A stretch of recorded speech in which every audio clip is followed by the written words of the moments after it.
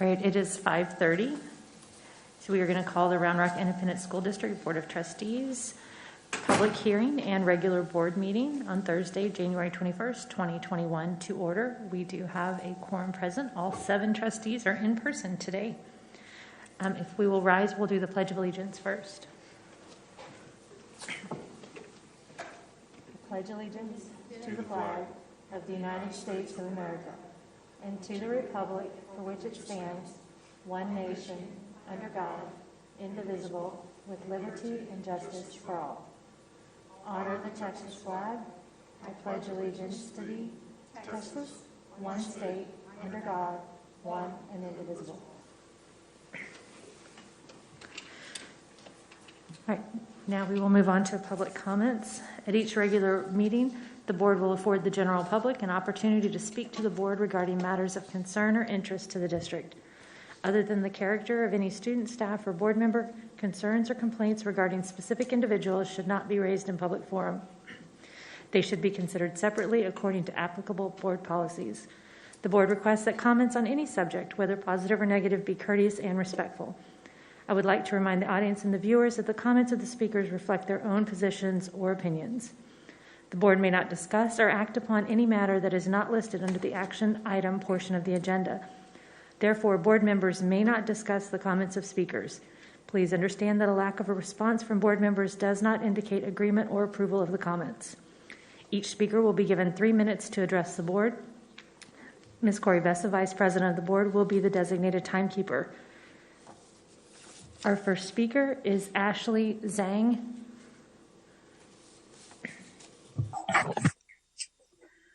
Hello, everyone. Can you just give me a few more minutes because the board meeting was posted on the website at 7 o'clock. So I'm just getting ready. I just need 1 or 2 more minutes.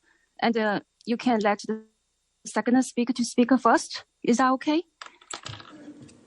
Yes, we can go to the next speaker. Lisa Lesby. Okay, thank you so much. All right, our next speaker is Lisa Lesby.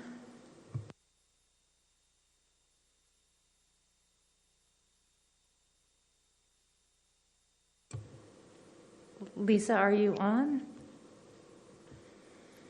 All right, we will go to Megan Mason.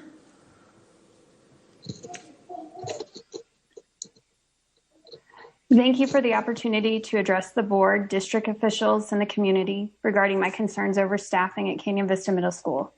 Since I spoke last week, I have not received any response from any member of the board, nor the principal at Canyon Vista, nor the superintendent of the Westwood Area Learning Community, nor the acting superintendent, nor the district COVID-19 coordinator. This board and the district have not addressed the loss of 2 veteran teachers who went on leave or left the district in the fall. These concerns were brought forth by 2 students from Canyon Vista in the fall.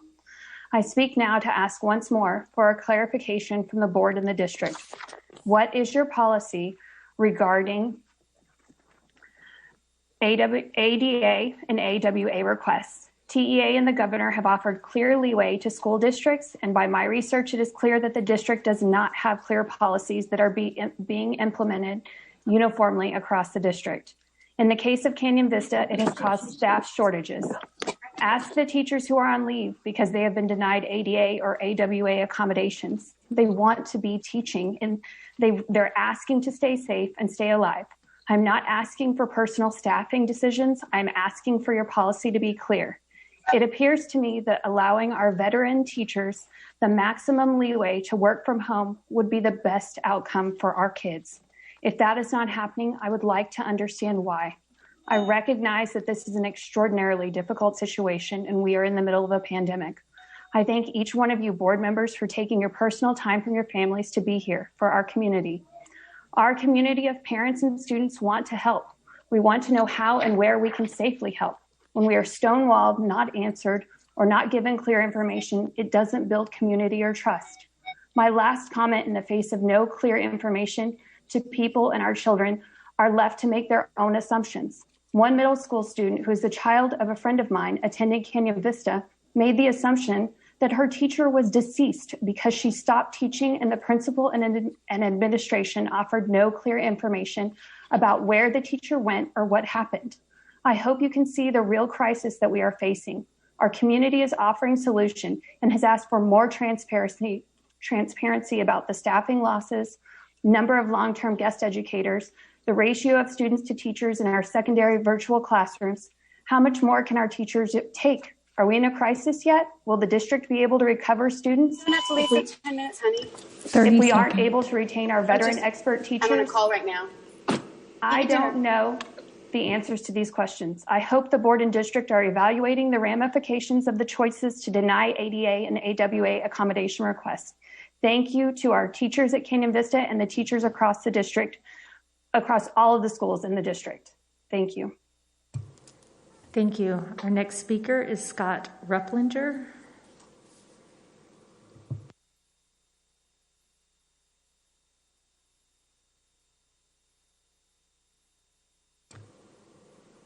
Mr. Replinger.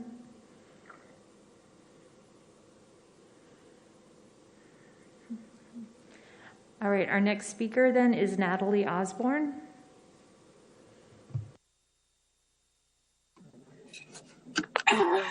Good evening, board members. You'll have to excuse me as that I'm not a public speaker, but I'm seriously concerned about this school year.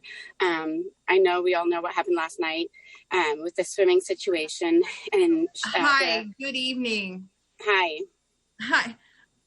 It's Natalie Osborne's turn. Are you Natalie?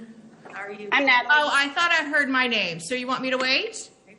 Yes, please. It's Natalie Osborne. Okay. Ms. Osborne, can you start again, please? Sure. Please excuse me because I'm not a public speaker, but I'm seriously concerned about this school year. I'll start quickly with last night because we all know what happened last night with the swimming situation and the decision last minute to shut down the entire school of Cedar Ridge, but to pull the plug from the rug from those students who were literally swimming in disinfectant and off campus. Was kind of my last straw, which kind of motivated me to speak today. I'm sure many of you on the board have read my email that I sent last night, but I wanted to focus my attention on the horrific conditions that are being created for our on-campus students. I'm not sure where y'all get your data from, but even the developer of the PCR test, Carrie Mullins, said that this was never intended to be a diagnostic tool for COVID, yet it is consistently being used to shut down all aspects of school. Academic. Hello, did I actually hear that we are just going to completely cancel the PSATs and just assume that all the kids can take it next year? I'm sorry, but this is completely unacceptable. Scientists and doctors from around the world are saying the same thing about these PCR tests. And yesterday, even the World Health Organization this was just yesterday, had posted that the PCR testing at high amplification rates alters the predictive value of the tests, and results are in huge numbers of positive false positives. I'm grateful that Cedar Ridge swimmers, I don't have a swimmer, but that was my last straw last night. I'm grateful that they were ultimately allowed to compete today, but only by doing a COVID test. Is this where we're heading in our school district? Coercion and manipulation of our students to do a medical procedure just to participate under absolutely no reasonable suspicion of any illness. Doesn't that violate the Nuremberg Code to do medical procedures without your consent or by coercion? I am opposed to any medical procedure or test being conducted on students as a manipulative condition of accessing public school resources. We know that the flu can actually kill children, and we also know that it is very unlikely for a child to die of COVID, nor to transmit it to adults. And if you would like all the studies, I can certainly provide you with those. I'd also like to know why the Round Rock ISD safety and security staff was able to take group photos and make videos with no masks or social distancing, yet our kids are constantly told to put your mask on, even if they are the only kid in a class, which my son experienced for many months as an on-campus learner. You say that the numbers are high, and that's why you guys chose to close Cedar Ridge yesterday. Are those numbers of on-campus students only, or are those the numbers from anyone who attends school, whether virtually or on campus? Because that makes a huge difference, and I want to know. My student at Cedar Ridge literally sits in a class with anywhere between 2 to 5 students, all with social distancing, and is still required to wear a mask. The conditions at school are awful, which is why you have such low numbers on campus, not because of the fear of COVID, but because the situation there for on-campus learners is awful. Your time has elapsed. It's not a real choice. Your time has elapsed. Thank you for your comment. All right, our next speaker is Linda Quintana. Hi, thank you for allowing me again to speak to the board tonight. My name is Linda Quintana. I'm a parent to 3 Round Rock ISD students. I have a student at Westwood, I have a student at Canyon Vista, and I have a student at Spicewood. Like I said, this is the second time I'm addressing the board. My daughter, Annalise Manus, spoke to the board twice last month about her 7th grade teacher. She also created a petition that is still live with over 3,000 signatures. She asks me daily if the adults at the board have changed or done anything for her teacher, and I have to tell her no. I'm disappointed that no action has been taken for the teachers and staff. They have family or themselves medically fragile to accommodate them. I understand this is an extremely difficult situation for the school administration, but it appears clear that the power to make these decisions lies with the school directly, lie with Ms. Haggerty. Please see the information. Please understand the information I'm going to give you from the governor, the TA, and the city and the counties. The TA is saying that it is up to the school district. We are in a stage 5, level 5 in a pandemic. I'm concerned about the impact of the teacher losses, the loss of Canyon Vista teachers with many years of experience and knowledge. It's just staggering to me that in the middle of a pandemic, that there's no accommodations at the school. There's also increased mental health concerns for the students, high stress and anxiety. My daughter is extremely anxious about the situation and why there is no resolution to date. She's stuck in a class virtually with 50 students and all trying to get attention. It makes it very, very difficult. Having multiple teachers is disruptive to our students' continuity of education. The additional burden of work and high student-teacher ratios that just remain for the Canyon Vista teachers. My concern is if we start losing teachers because a lot of their FMLA is going to expire in February, are you going to bring in inexperienced teachers? Or how are you going to staff the situation? We're going to end up with a situation where Canyon Vista is going to be at a loss for teachers when we have so many that are willing to teach, want to teach, are engaging to teach. All this, the students want them, but they're not allowed. Now, I want to know I know it is the school who's demanding that the teachers return. Is there anything that we as the parents can do? Is there anything that the board can do to make a resolution or have some type of resolution for this, for the teachers, for the staff? I am medically fragile. I work from home. My husband also works from home. My 3 students are virtual. My job will not ask me to come in because they know I'm medically fragile. If I get COVID, I will die. So I ask you, why is these teachers, why are they asked to come into the school when they are medically fragile? Or if they're not, if it is a family member. Your time right is now, up. at this point, Your I am time getting. is up. Thank you. Thank you. Thank you. Our next speaker is Suchitra Chander. Yes, hello. I'll just turn on my video. Hello, I'm grateful to the board for the opportunity to speak with them. I'm also a Canyon Vista Middle School mother as well as a Laurel Mountain Elementary School mother. Both my children study remotely, virtually throughout the pandemic, and they've had a very good experience. Just like the other speakers, 2 of the other speakers that I heard, I would like to see that the excellent teachers of Canyon Vista and all the other Round Rock schools are retained, including Westwood.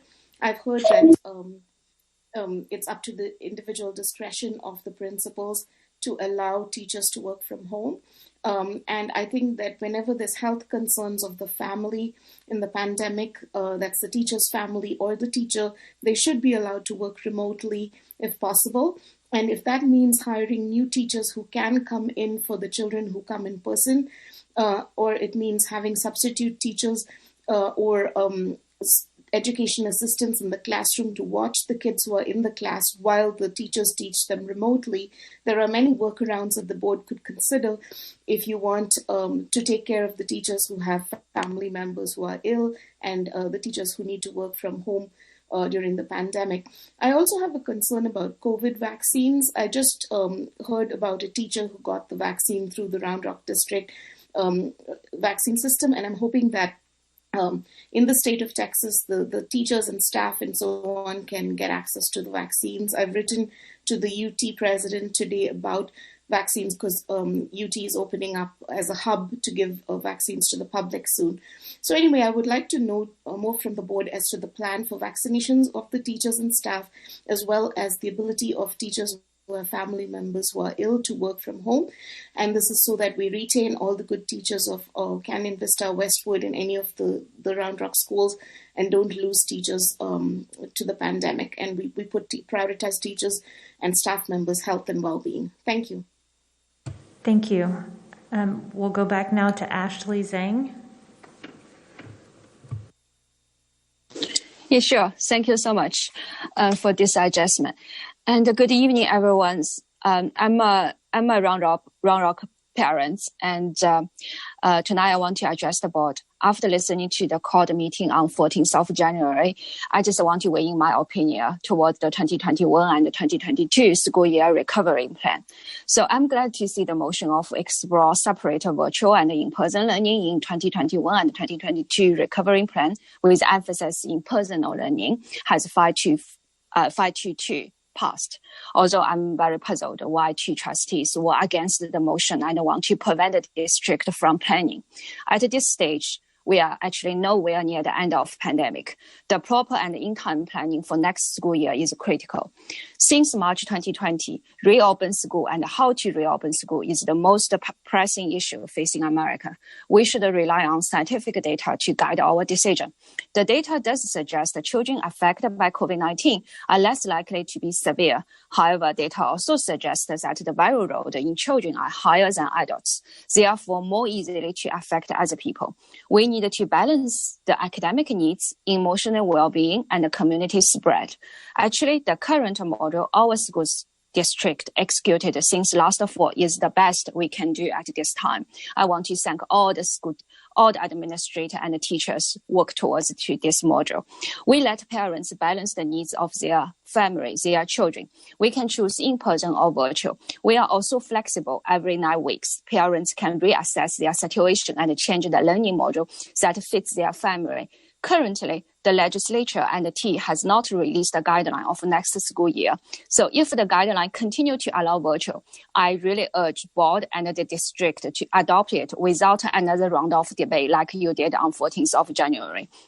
Board and the district could spend time on how to improve both virtual and in-person learning experience, rather than debating whether or not to keep a virtual or go for all in-person. Then secondly, talking about spend time wisely, I strongly suggest the board to set time limits for each board meeting, set time limits for each trustee when they weigh in their opinion, just like you have time limits for each public member when we deliver our speech, right? So turning each meeting to a marathon is not only a waste of time, but also prevents the public from understanding the issue. The majority of the public can't afford to spend hours listening into board meeting video recording, and the marathon meetings scare away parents who have full-time job to run for the board trustee, further lose diversity among the board and trustees. So finally, and I understand that you were elected to the board by the people at our community who voted for you. However, as a public officer, everyone on the board should know that not only for the people who voted for you, you should work for the people who didn't vote for you as well, if not even harder. So time is up. Thank you. Thank you. We're going to go back real quick. Is Lisa Lesby on the call? Yes, I'm here. All right. Okay. Thank you, guys. Sorry about the interruption earlier, but that actually proves my point. Not everybody does well in this virtual world. There's a lot of confusion, a lot of learning styles that are not supported by this, but yet I feel like the school board is not hearing those of us who really want to have our kids come back in person. I'm an educator and I'm a parent, which makes me as qualified as pretty much anyone there on that board. I'm also that parent or one of those parents that spoke to Mary Bone during the during the election about my concerns with the fact that my child is a senior, and you guys have just totally torpedoed the senior year and junior year for most of the kids in this district. I realize that there are some people whose kids are doing quite well with virtual learning. Congratulations. And I understand there are some on the board that like to share how well their children are doing with virtual learning. And with all due respect, that's wonderful, but I care about what's going on with my kid. Mary Bone also did me a favor in calling some of you out last week for disregarding parents like me who really want to see our kids go back to school. And there has been no effort by anyone to try to make going back to school an attractive option. When you get a child who's a junior or a senior, you cannot make them choose to go back to school. They have to want to go back to school. And right now, you've lost that class because you guys spend all this time debating and throwing up all these ridiculous, meaningless proposals and then discussing them rather than actually taking action. But that's not what's really upsetting me anymore, because now I understand that regardless of the fact that we have subpar instruction, both virtually and in person, we are now also being possibly hit with a tax increase.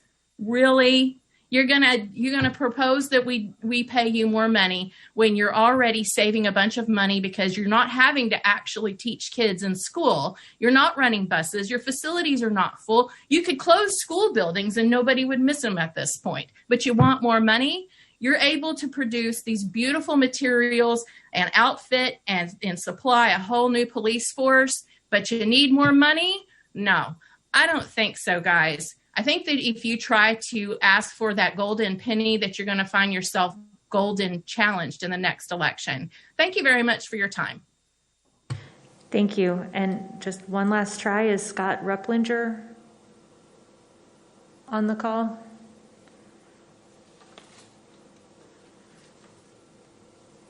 All right. If Mr. Replinger is not on the call, then that is our last public speaker.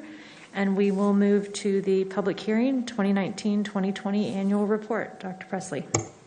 Thank you, President. Dr. Malerba is here to present our TAPR report for tonight for the public hearing. So, Dr. Malerba. Thank you. Good evening, everyone. It's good to be here. She can't hear me yet. Okay.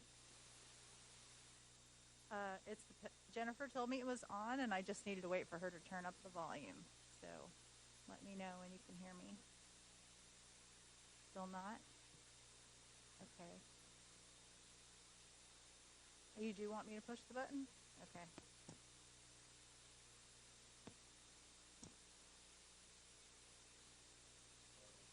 Try the other one?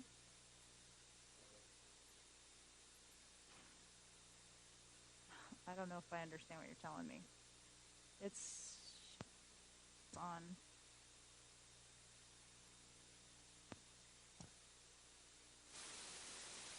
Should I try the other mic? Now you hear me? Okay, here we go. This is the best sort of viewing from home. Technical difficulties. All right, well, good evening, everyone. The purpose of this public hearing is to meet trustees' requirement under the Texas Education Code to publish an annual report and to hold a public hearing to discuss the report. This report largely focuses on the 2019-20 school year, which was the first school year impacted by the COVID pandemic. However, much of the academic achievement data will be missing from last year due to the cancellation of STAR. There are also student outcome indicators in this report that are lagging indicators, by which I mean the data apply to school years prior to 2019-20. I'll point that out as we go along. In comparison to prior years, I've added more year-over-year comparisons in an anticipation of that being an important aspect of the 2021 report. So I'll just continue on. I don't know if the slides are up yet, but okay, thank you, Jennifer. We're on slide 2. There you go. Within 2 weeks of this hearing, the district is required to publish the annual report as a written document. My team and I are finalizing the assembly of the components of the report. When it's complete, it will be posted on the district website, and we also provide copies to public libraries within the bounds of Round Rock ISD. A large component of the annual report is the Texas Academic Performance Reports. I'll refer to them as the TAPR report, which are currently available on the district website. and the TEA website for our district and for districts across the state. Okay, you can advance. These are the required components of the annual report. This presentation is just a high-level overview of each of these components. The full report includes the TAPR report for each campus, campus improvement plan, performance objectives, and the other areas you see here. What's missing, as I mentioned, from the current TAPR and all of these reports is any data measured by STAR. So if you review any TAPR reports for 2020, what you'll see is that TEA has populated them with data from the preceding 2 school years so that it's not just a lot of blanks. All right, so I'll go ahead and get started. The first area what we have here is just a small excerpt from the standard financial reports for both the district and the state.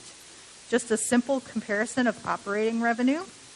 In 2019-20, the district budgeted to receive most of its funds from local property taxes, as you can see, whereas districts across the state budgeted to receive a more even split between local property taxes and state funding.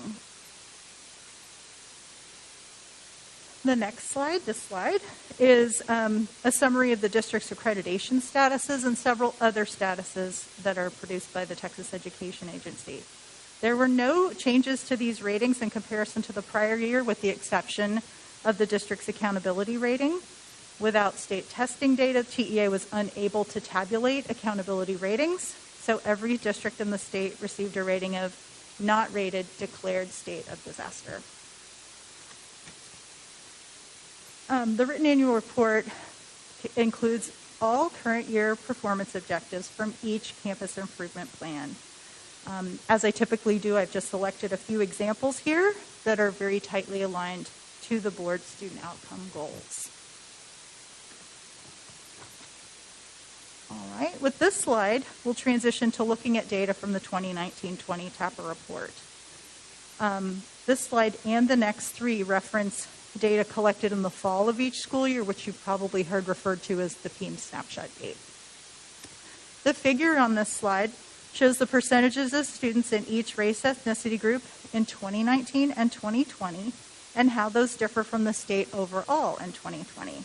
Comparing the figure to the table, for example, you can see that proportionally, the district has fewer African American and Hispanic students and more white and Asian students than Texas public school districts as a whole. Here we have some additional program information and a little demographic information. So as you can see in the last 2 years, 1 and 4 district students were considered economically disadvantaged.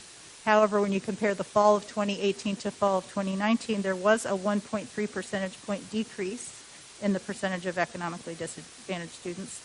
The other program groups showed small increases year over year. All right, a few more data points regarding instructional programs. So over 11% of students were in bilingual or ESL instructional programs. This includes the English language learners listed on the previous slide, and also English proficient students who participate in the dual language program. There's one new indicator in 2020 called Career and Technical Education, grades 9 through 12 only, that caught my attention. It shows that over 67% of high school students took a CTE course in this year. On average, our principals have an additional year of experience in comparison to the state, whereas our teachers have similar levels of experience. The percentage of our staff whose job function was to provide direct classroom instruction was higher than the state average in both 2017-18 and in 2018-19 school years. I'm sorry, I read that wrong. Nope, that's not right. I confused myself. I went back and actually added that little footnote. This is a lagging indicator, and I didn't realize it until I was really preparing. So I apologize for any confusion. What I said was correct. The district's annual turnover rate for teachers was 2 percentage points lower than the state overall in these school years. All right, the next 2 slides require quite a bit of explanation, so bear with me. This is referring to data not on the TAPR report, but that we collect internally in the 2018 and 2019 school years. So each year we're asked to report a count and rate of violent and criminal incidents. These are the sorts of student behaviors that was a result in a mandatory DAEP placement. In the figure on the left, the gray bar indicates the total count of disciplinary incidents in 2018-19, and the green bar, the total number of disciplinary incidents in 2019-20. The figure on the right shows the total count of violent and criminal incidents in each of these years. Because of pandemic-related school closures, we would have expected to see a reduction of about 25% in the total number of disciplinary incidents. However, the percentage declines were higher than this. At elementary, it was a 29% decline. At middle school, 48%. And at high school, a 43%. Alternative campuses, 46%. So in each case, higher than the 25%. The declines, there were also declines in the counts of violent and criminal incidents as well, but the percentage point decrease was not as high. At elementary, it was a 39% decrease, which was relatively high considering the 25% of school days being missed. But only 6% at middle school, 21% at high school, and 13% at alternative campuses. So let's take a look on this slide at how that impacted the rate. So what we're seeing here is the result of a big decrease in the denominator of all disciplinary incidents, particularly at middle, high, and alternative, but much shallower decline in the more extreme incidents that might have a student referred to the DAEP.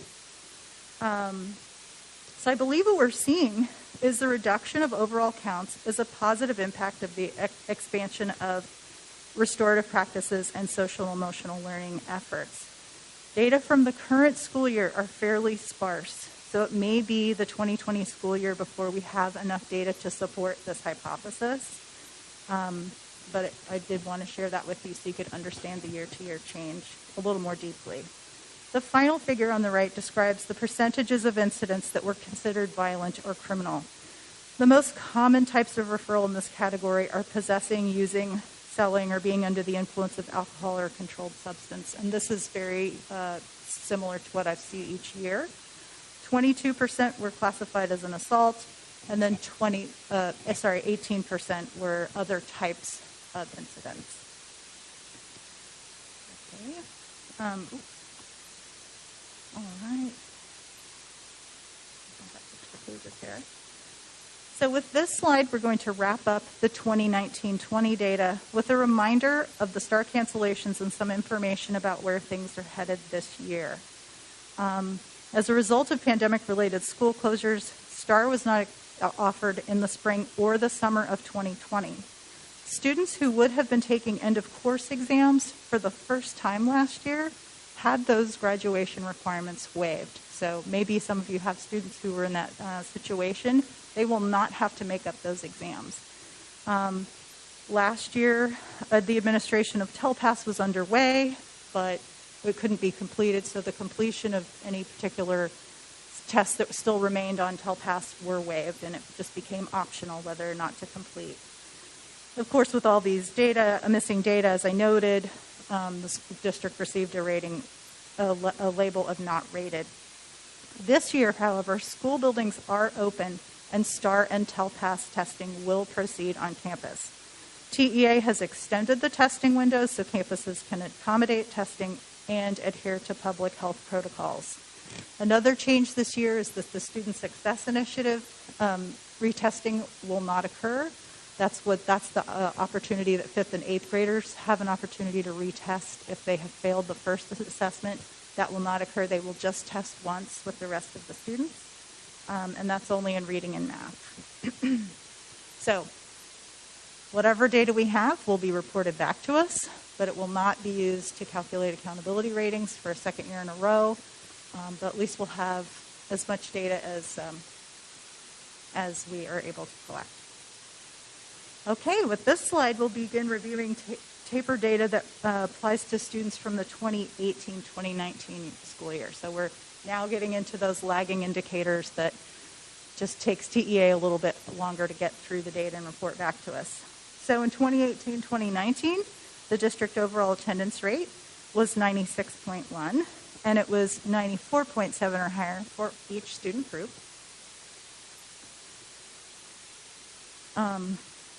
Also in 2018-2019, the 9 through 12 dropout rates were notably lower overall for every student and overall and for each student group in comparison to the region and the state.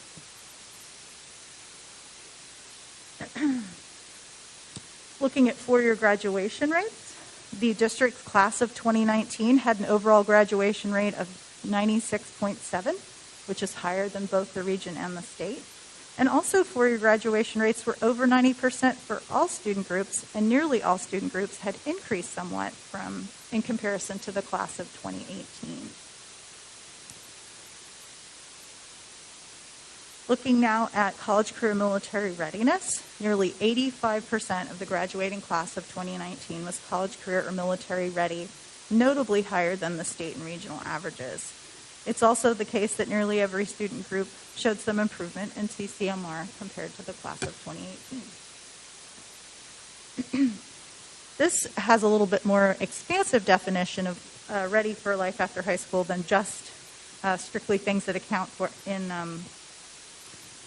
CCMR, but I wanted to share them, and they are reported on the tablet.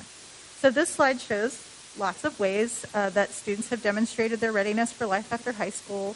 One of them for us that's always a point of pride, of course, is that 99% of our class had access to the SAT or ACT thanks to having an SAT school day. The next bar shows that 74% of the class of 2019 demonstrated college readiness by meeting the Texas Success Initiative criteria in English, language arts, and math. And over half of this graduating class took a dual credit course, at least one, and CTE coursework aligned with an industry-based certification. And finally, I'll just point out that nearly 42% of this graduating class demonstrated college readiness by reaching the criterion score on an AP or IB exam. Digging a little more deeply into the Texas Success Initiative criteria, just wanted to show the regional and state comparisons and how our district students have exceeded the state and national averages in both English language arts, math, and both subjects. All right. Even more lagging, the year prior to that, thinking of the class of 2018, who now have a track record in higher education. So with this graduating class, 61.3% of students enrolled in a Texas college or university immediately following high school. That's not every possible college that they could have attended, but the ones that report into the Texas Higher Education Coordinating Board. In the table on the left, you can see the percentages that enrolled in public 2- and 4-year schools and then other universities and colleges in Texas. And then the table on the right, you can see the percentage of district graduates, and that for all but one student group, they exceeded the state and regional rates for direct-to-college enrollment. Now let's see. So among the class of 2018 who enrolled in Texas colleges and universities, 80% overall completed a year of college without taking a developmental education course. Those are the courses that are not credit-bearing, that are still helping kids demonstrate readiness to do college coursework. This was also the case for over 60% of each of our student groups. And finally, one last look at how students are doing in college is a look at the their grade point averages in college in their first year. Adding up those final two columns, the students that have a grade point average of 3.0 or better, that would be 67% of our students who enrolled in 4-year colleges, and 39% of our 2-year school attendees have GPAs of 3.0 or higher. So that was a blizzard of data, but I look forward to hearing your discussion and answering any questions that you might have. Ms. Vessa? Thank you so much for that presentation. It's really good information, and I hope that everyone in the district takes a look at it, because it really tells you a lot about how our district's doing. And my question is about the data that will be collected coming up. We have end of course exams, we have STAR. Have we gotten any more guidance from TEA as to what that's going to look like? I mean, you already told us that it'll be a one-time test. There's not going to be, if you don't do well on that day, then you won't have a chance to take it again like in normal years. But is there any more guidance that we've been given from TEA? Well, I'll do my best to answer, and we'll see if I hit on all the points. So it's 5th and 8th grade testers in reading and math always have an opportunity to retest. They actually have 2 opportunities to retest. And then our students who are taking EOC exams in high school, and sometimes in middle school, also have opportunities to retest, because passing is a graduation requirement. Okay, so I understood incorrectly. They actually will get a chance to retest. Yes, ma'am. So, for example, if a family really does not want to send their high school student into test on biology, algebra, etc., one of the required exams this year, they will have an opportunity to retest, and in fact, they will need to test at another time. There'll be opportunities. Typically, there are opportunities in the summer, and then in December. And in fact, we administered the December test this year as well. So there will be other opportunities for those who don't feel comfortable coming in spite of the fact that every campus will be making a great effort to keep it safe and follow the public health protocols during testing. So are we normally coming up pretty soon? We have the STAR ready. Is that planned? We only give the STAR ready in a couple of areas. One of them is writing, and so that's sort of locally managed and distributed. What we've embraced is the STAR interim, which you'll remember we saw that data for the first time last year. So we will be administering the STAR interim again this year, and y'all will see that data in March for reading and math. Mm-hmm. Yes. And that will give us a sense of, that'll be our first kind of district-wide look. It's not a local assessment at how we're looking in terms of readiness for STAR. Ms. Harrison? Just out of curiosity, on slide 20, can you tell us a little bit more about how you track graduates and how we keep updated on them? Sure. Thank you. And I know that this is potentially a little bit confusing because it's got a couple of different data sources. One of them is the TAPR, and then one is a specific higher education coordinating report that I go and download and summarize for the annual report. But internally, we also get data from the National Student Clearinghouse, which we request for each campus.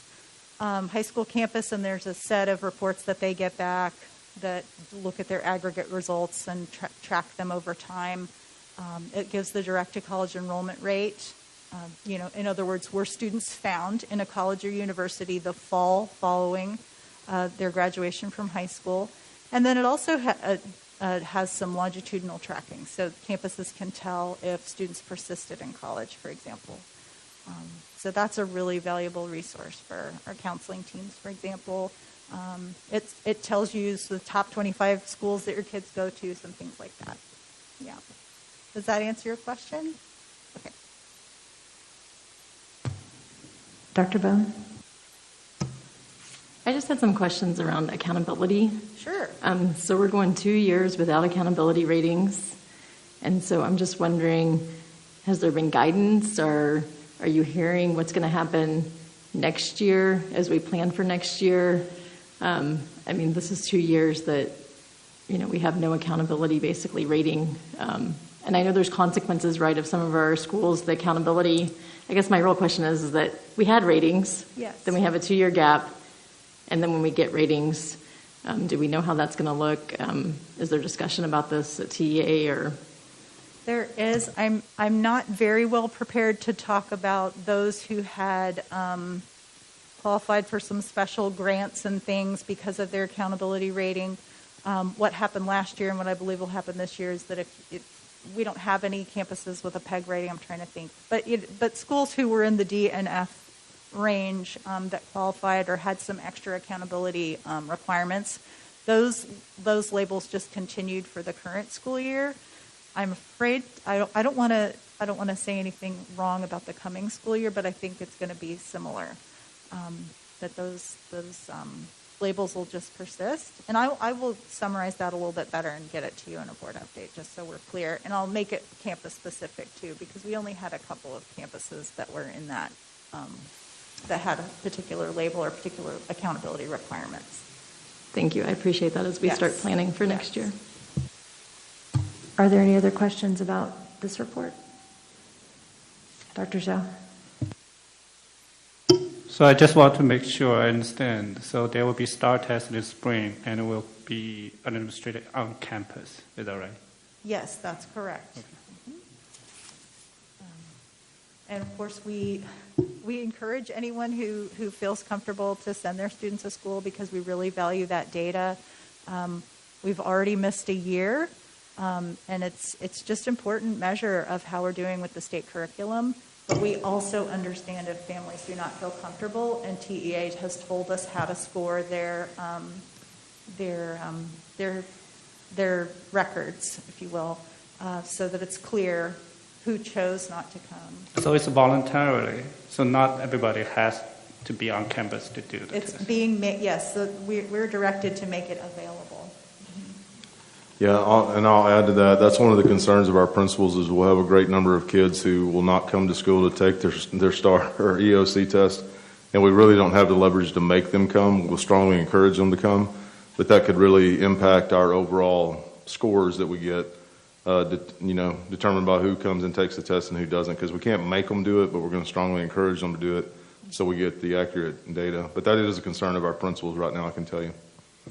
And I think that's going to be one of those things, Board, as we move forward with revising our goals and our constraints that we'll need to take into account and work with Dr. Malerba on what data we want going forward. Are there any other questions about this actual report? All right, hearing none. Thank you so much, Dr. Malerba, for your presentation. And now we are actually going to go into closed session. Pursuant to Texas Government Code, Section 551.074 and 551.071, the board will receive quarterly internal audit report and lighthouse complaints or concerns against trustees. And pursuant to Texas Government Code 551.071 and 551.074, the board will consult with attorneys to discuss the duties, roles, and responsibilities of a public officer and employees. All right, it is 7:11, and we will call back to order.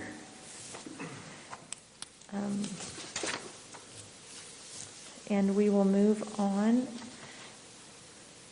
to superintendent's report. Before we begin, though, the next item, I would like to remind everyone that the superintendent's report is designed to keep the board informed on day-to-day administrative operations of the school district, which legally belong to the administration. This is not a board action item, and the board does not direct or dictate the actions to be taken on the campus level. As a board, we create the overarching goals and constraints for the district, and the superintendent or acting superintendent is tasked with how to meet those goals administratively within the constraints set by law. So, Dr. Presley.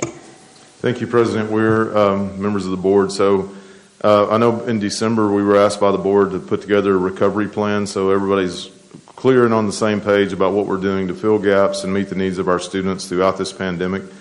And I can assure you there's been a lot of hard work going on ever since March, since this all started to meet the needs of our students.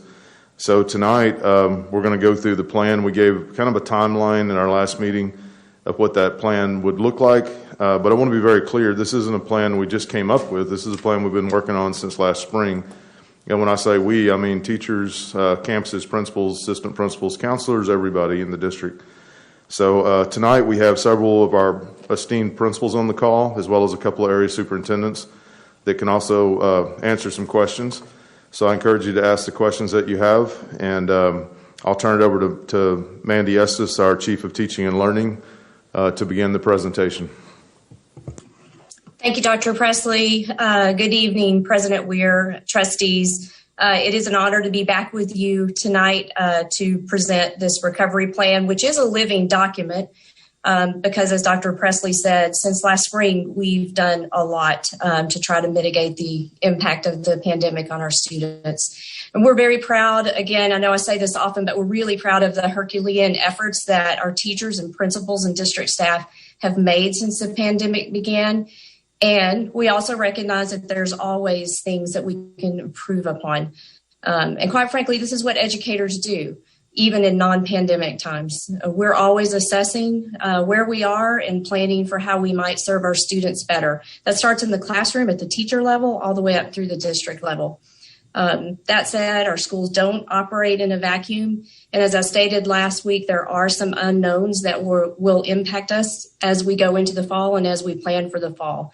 A quick review, those include school finance, the vaccination efforts, and when the pandemic will subside. The guidance and direction for next year that is still forthcoming from TEA. And of course, for us, the vision that a new superintendent will bring into the district. But we do know, one thing we definitely do know is that in the fall of 2021, our learners will be in different places academically, socially, and emotionally. And to prepare, we'll be working with teachers to identify the resources, professional development, other supports, things that we need to take off of their plates in order to meet our students where they are and to accelerate their learning. In the recovery plan document before you, we've attempted to capture our efforts that are ongoing. Many of these began when the pandemic began and in the fall. And then you'll see also we have begun the work of outlining what additional steps will be taken in the spring and in the summer. And as Dr. Presley said, we'll be happy to answer any questions that you have about the strategies in the recovery plan. We do have the principals on the call tonight. We thought that might be helpful. They can assist with any specifics that you desire to know about running a campus during this time. It is very complex. And they can also talk in more detail about the adjustments that they're making with their staff to make sure that we're serving all of our students well, both our in-person and our virtual learners. And with that, I will entertain any questions that the trustees have.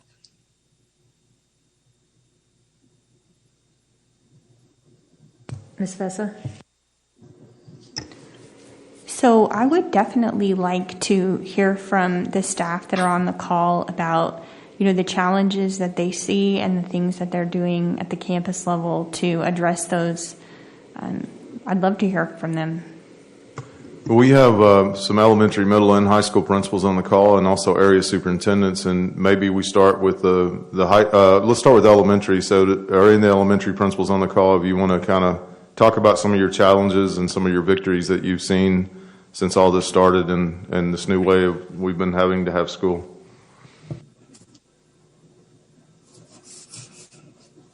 And I'd also like,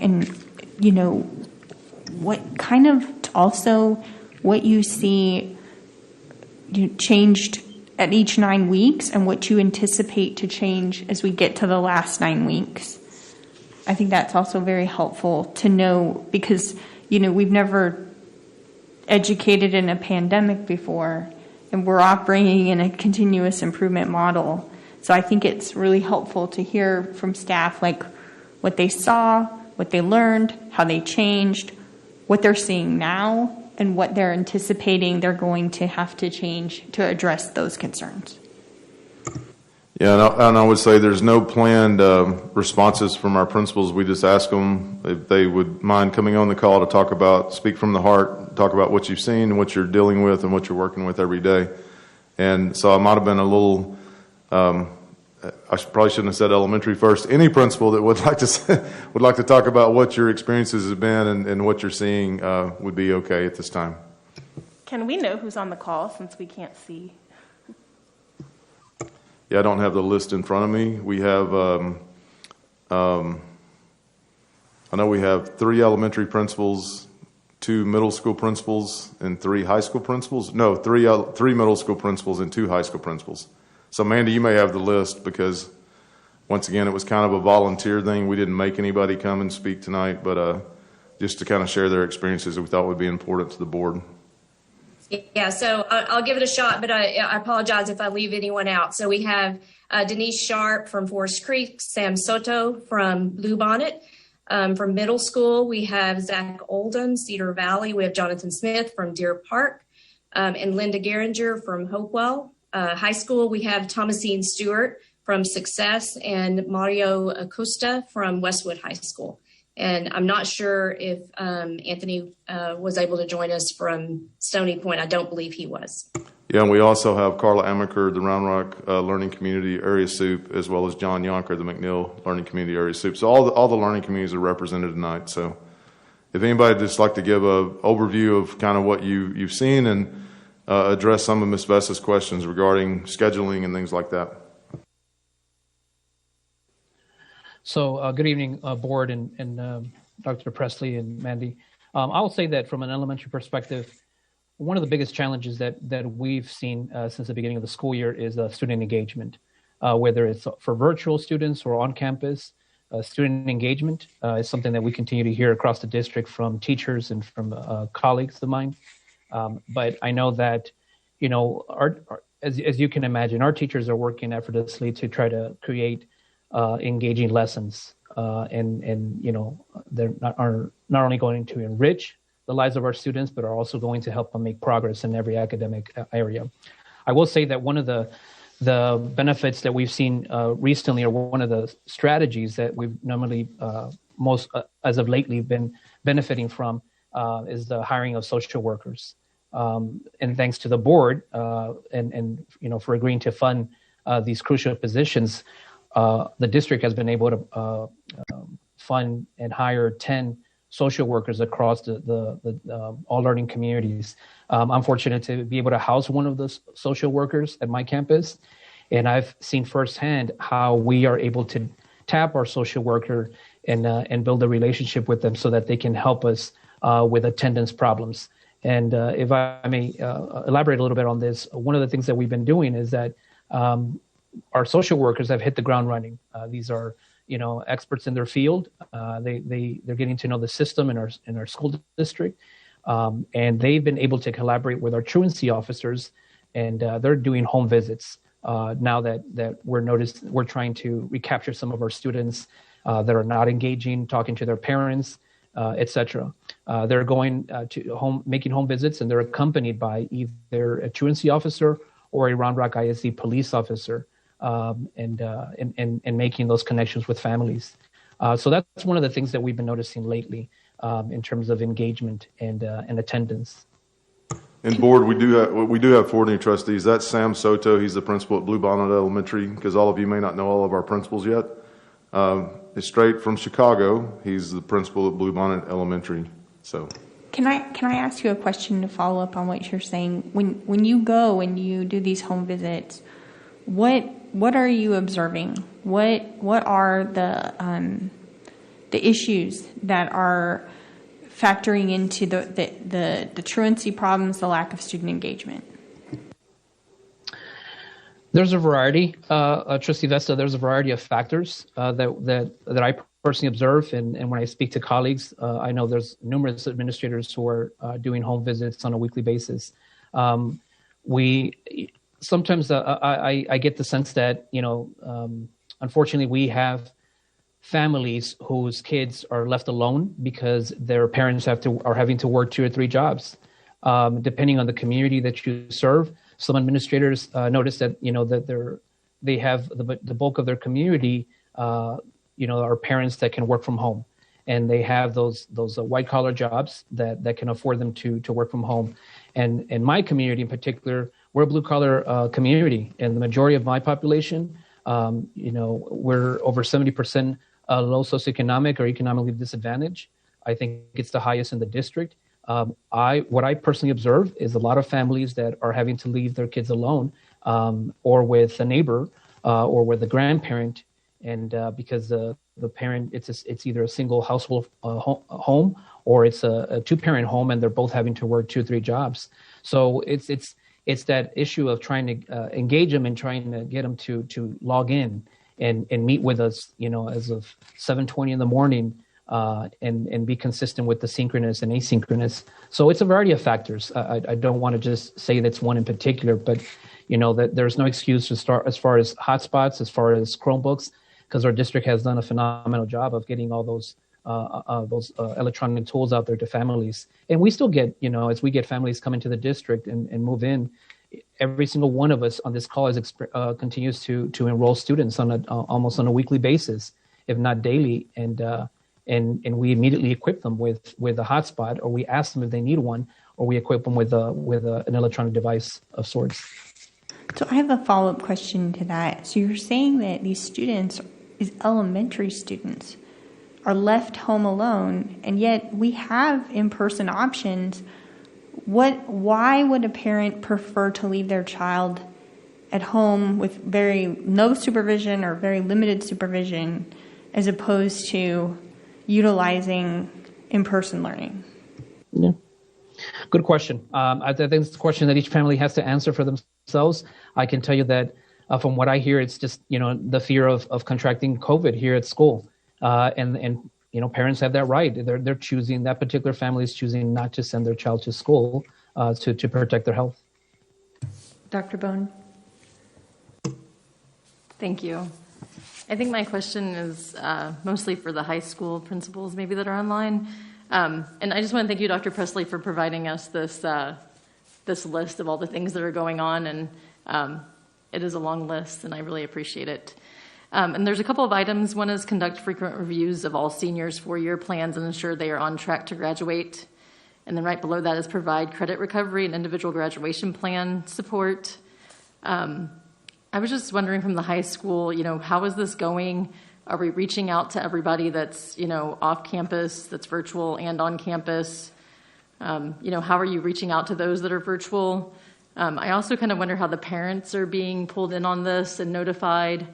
And just kind of a lot of information around, keeping our high schoolers on track to graduate.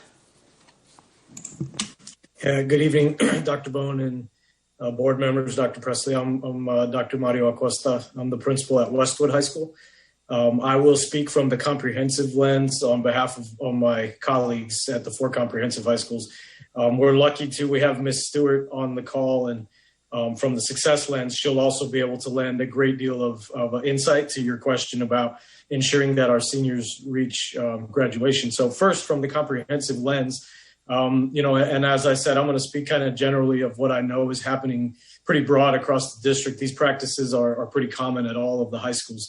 But each of the senior cohorts is tracked by the administrative and counseling teams. They track credits and they track other graduation requirements such as state testing, TSI, things like that. So all of us have kind of a running list of our cohorts, and as they matriculate through high school, we're watching them and we're keeping track of which graduation plans are they on? Are they progressing on time with their credits?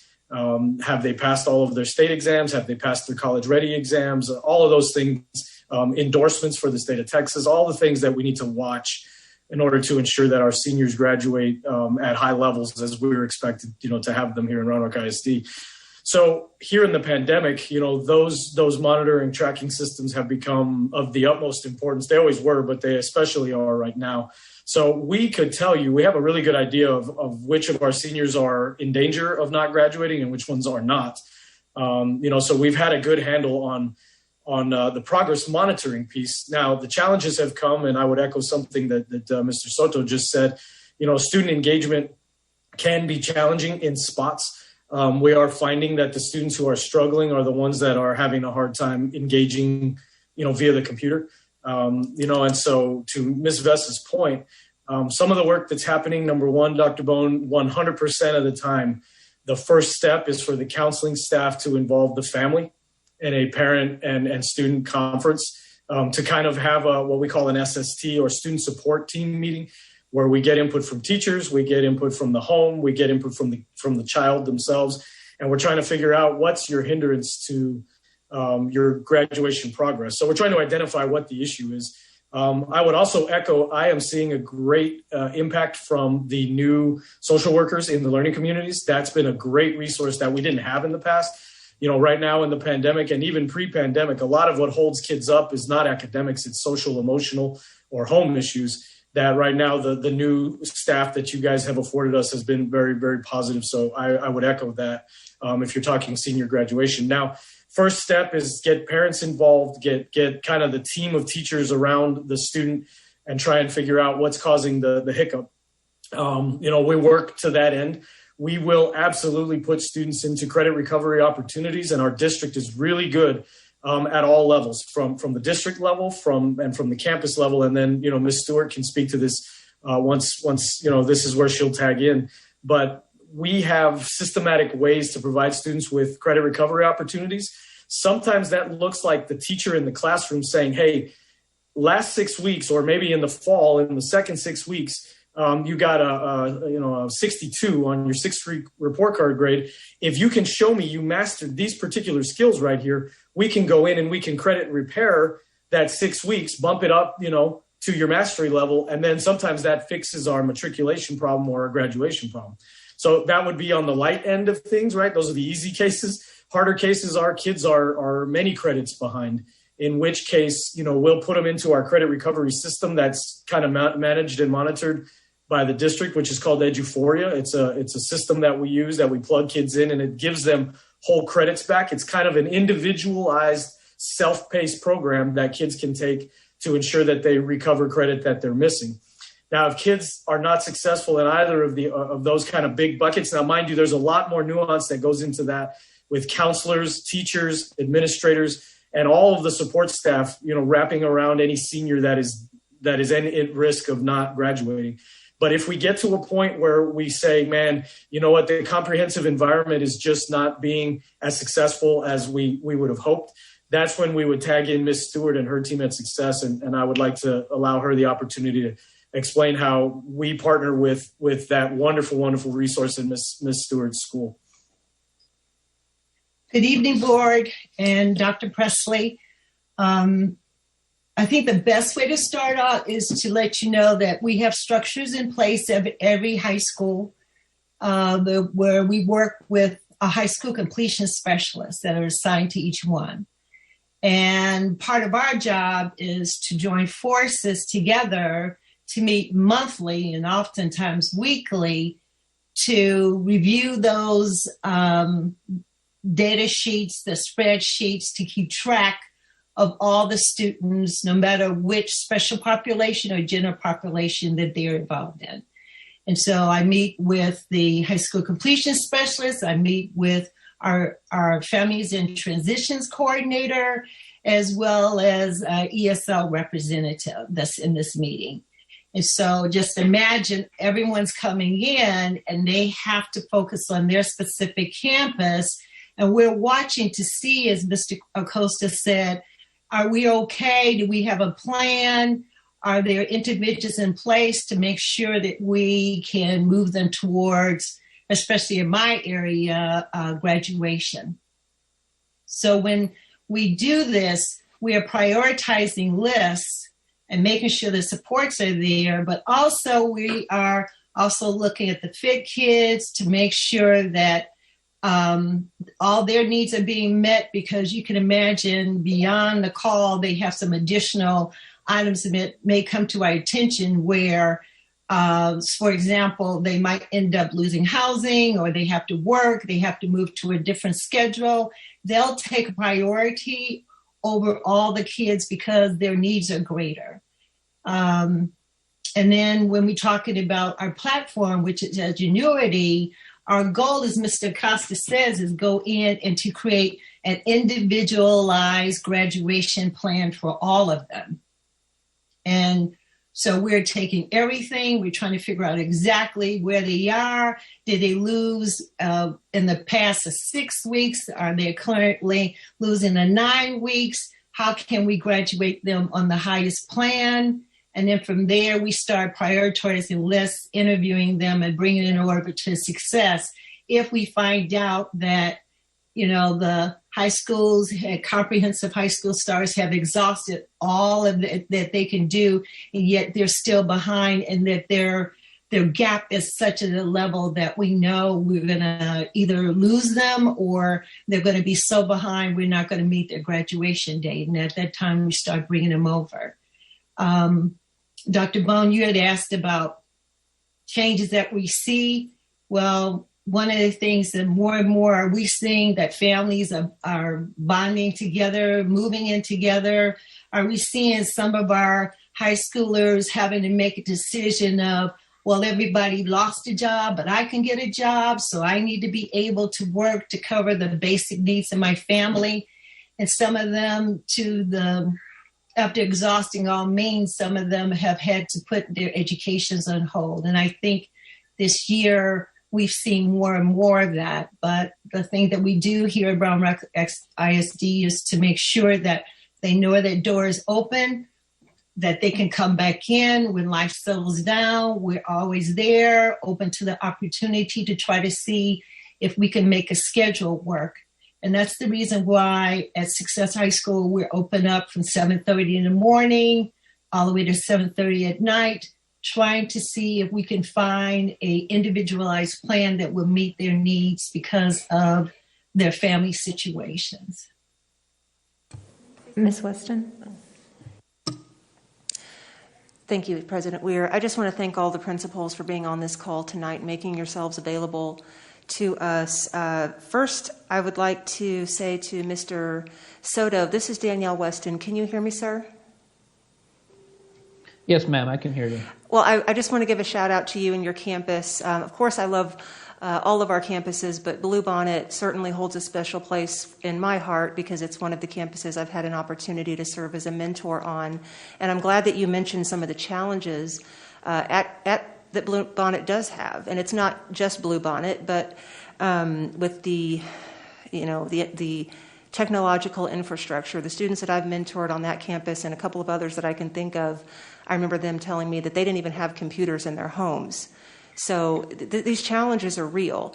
And I just wanted to give a shout out to you and your campus because I know that you're working very hard to meet those students where they are and to give them what they need. I do have a question for the high school principals. I'm looking at this listing and, of course I'm asking this question in January, but I'm looking ahead to the summer. And I see a few items at the end here. They're kind of general, and I don't expect a lot of specificity at this point. But can one of the high school principals maybe give us some insight on how they think this summer is really going to look different? Yeah, Trustee Weston, good evening. It's nice to see you. I'm happy to field that. It's very timely because we have our fantastic area superintendents that have begun. Matter of fact, today we had a meeting across the entire district for all of the high schools. Mrs. Donald put together, I know other area superintendents were in there, Mrs. Nichols and others, a big planning meeting that every high school was represented with our summer school principals from last year, as well as our associate principals, from right now. And the idea was, I know our board has led forward and with the leadership of the district kind of saying reimagining education in the middle of the pandemic. We're sort of reimagining summer school right now. And really today we put everything on the table. It was a real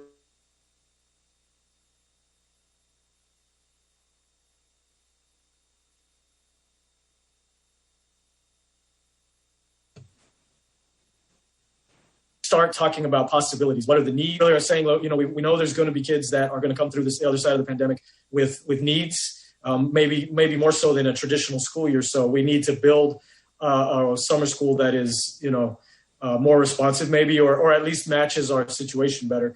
I can tell you that part of the plan is to get started on some of that summer school type work in this semester. So, this is not a new idea. We've always done this in Round Rock ISD. I've been in the district now, I think 14 years total. And we used to call it Summer School Now. You'll hear it Just in Time. There's all kinds of little cute names we put on it. But the idea is for kids that we know that are already struggling from the fall semester, you start recouping that immediately. And not wait till summer for the failure to be complete, right, as it were. So I can tell you a large part of the plan is to be proactive and to get started now in the spring.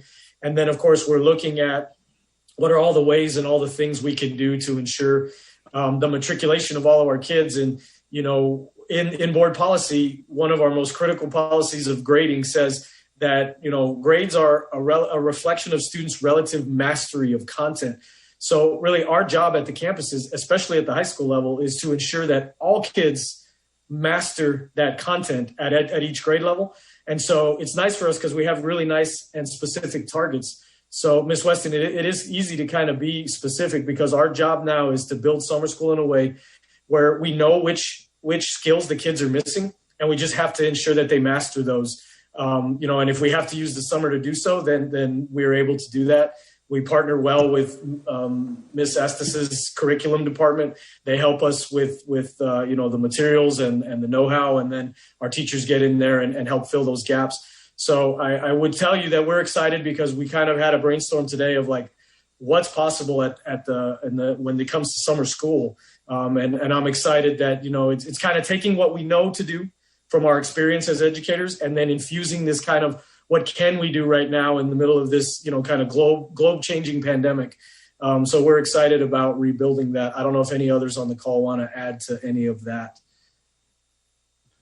Let me, excuse me, John Yonker, Area Superintendent, McNeil Learning Community. And since Mario is the only comprehensive principal, just wanted to chime in that exactly right. And I think the question is extremely appropriate, that we understand that with any loss of instruction, we have to find ways to make that up either as much as possible during this period of time, and then additional days for certain kids. And, you know, it's almost a triaging type process of understanding who has the greatest needs and what our summer planning will look like. So although we don't have the comprehensive plan to put in front of you, that will be made available as quickly as we can. And we will probably be coming to you for the resources that we know that it may be very different than years past, because what we're going to have to do is going to have to be very, very significant. And Ms. Donald is leading that work with with high school. And then there's a team as well working with middle school as well as elementary to maximize that period of time that we have to prepare for next school year. Ms. Feller. So this isn't what I was going to say, but I'm very encouraged by your statement, Mr. Yonker. I think that's very exciting to hear about these teams that are already being planning for the summer and requesting resources. I am extremely interested in student outcomes, as most of you know, but I would like to hear back from some feedback from some of the individuals on the call about how your staff are doing. At the board level, obviously, we hear worst case scenarios. We hear, you know, the complaint side of it, and that's fine. I'm welcome to that. But it would be nice to hear some of the things that are going on your community. I mean, in your school buildings, on how you're building community, stressors or feedback that you're receiving from staff. I have lots of friends that are teachers in the district, and they talk about how this is the hardest year that they've ever had to put in. So really the supports that we have for our staff, and any kind of feedback that you could give to us, I would really appreciate that.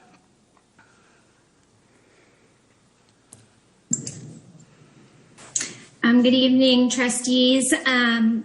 I can speak a little bit to that for Hopewell Middle School. Yes, this is the toughest year we've ever had, and all of us, I hear oftentimes I feel like a first-year teacher again. But I think that everyone on every campus is implementing various appreciations for our teachers. We have implemented plans where they can have planning days or have time off. Any teacher, if they're feeling overwhelmed, they just have to call the front office and they can take 10, 15 minutes. An administrator will cover their class for them during that time. I will say that things have really improved. When we came back from the winter break and did a check-in with our staff, people were starting to feel much more comfortable with the technology. The applications that you have purchased for our district Nearpod is a very favorite one on my campus that really helps them to assess students in real time, has alleviated stress for them because students can simply take a survey or a poll and teachers get immediate feedback. And so yes, it has been a tough year and we have grown in ways that we never imagined, which I think when this is all said and done is really going to be a benefit for our district.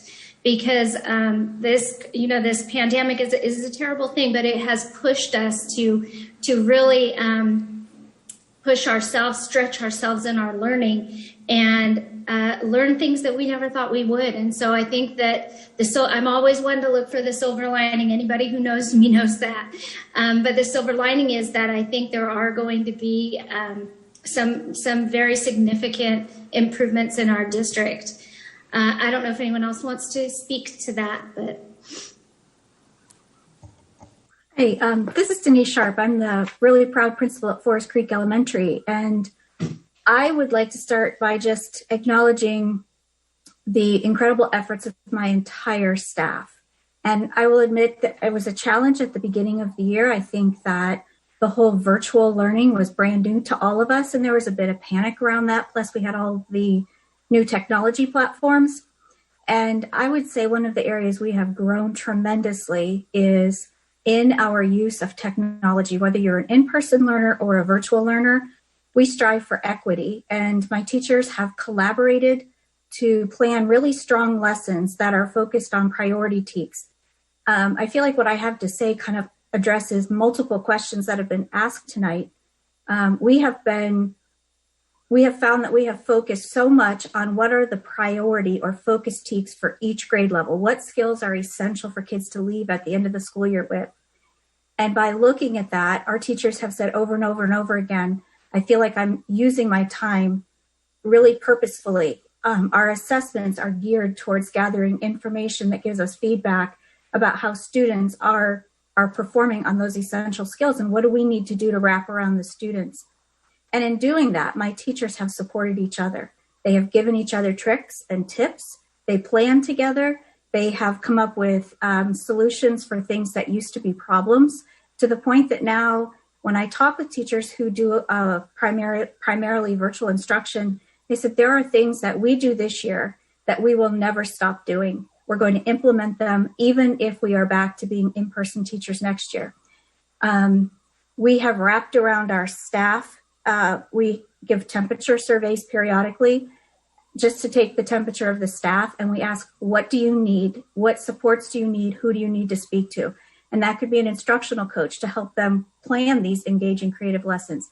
It could be the counselor to help them with a personal need. It could be an administrator to help with any number of needs that they have.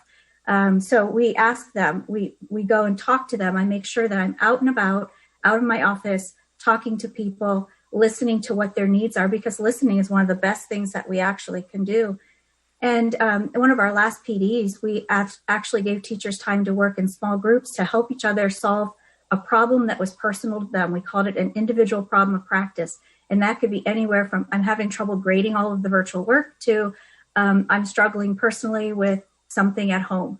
They got to choose and they gave each other ideas and feedback. And we got so much feedback about how helpful that was, just to feel like I'm not alone and others are struggling with the same thing. And then we just give them surprise pizza, deliver surprise pizza or treats or notes on their desks, things that we know will make a difference to support them.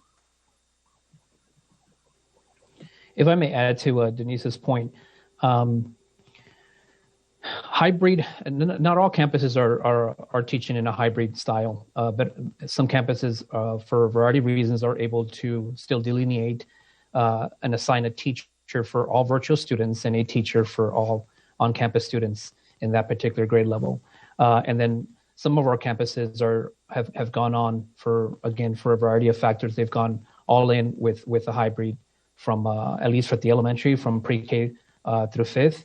And let me tell you, hybrid is a beast. We're asking of our teachers to do the unfathomable before, the unthinkable, like Denise mentioned, there are practices that a lot of professional development that has been given to our teachers by way of our instructional coaches, our teaching and learning department, our curriculum department.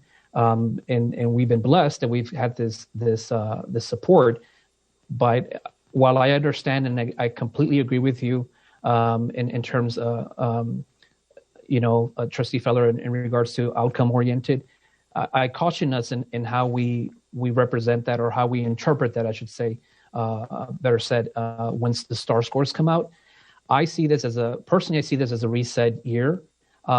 In speaking to colleagues at some of our higher performing campuses at the elementary level, we're seeing students slip. So campuses that are it's going to be interesting to see the STAR scores, at the end of the school year and into the summer, that some of our higher performing campuses are going to slip. Campuses that normally were performing in the 90 percentile across the board in all academic areas, there's going to be a slip in that. So imagine for those of us that are in campuses that have a lot more challenges, or different types of challenges, because the affluent and higher performing campuses have their set of challenges as well.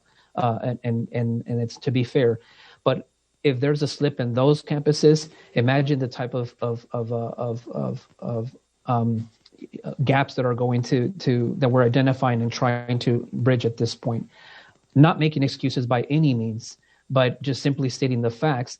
Our teachers are tired. Our teachers have been stretched, to the maximum across the district. And yes, unfortunately, you often hear about, the sad stories or the unfortunate stories or people that are upset. But let me tell you, and speaking to colleagues, our principals and our counselors, instructional technology specialists, librarians, they're all jumping into the fray. These are people that normally are not picking up classrooms or covering classrooms, but they're taking up that banner, and they're jumping in on a daily basis to cover classrooms, to help with lunch monitoring, and they're teaching. I mean, everybody. I think if anything, this pandemic has taught us to reimagine education, but also reinvent ourselves as educators. And that shouldn't go without saying and acknowledged. But we're all teachers at core, regardless of our position. And I'm hearing that by way of our PTAs. Our PTAs, for anybody out there who's a PTA member, please spend some time praising your teachers on your campus. Donate, give whatever you can to your campus, because a treat. We go around the campus with a cart with treats. That goes a long way. A soda and chips, cookies. Not to sound corny, but that goes a long way when a teacher is putting their 110%, and it's 2:00, it's 3:00, and it's a great pick me upper. But again, those are some of the ways that we're gauging the pulse of our campus.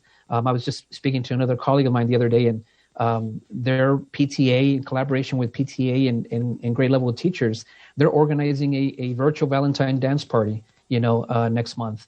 They organized a turkey trot, all virtual, back in November.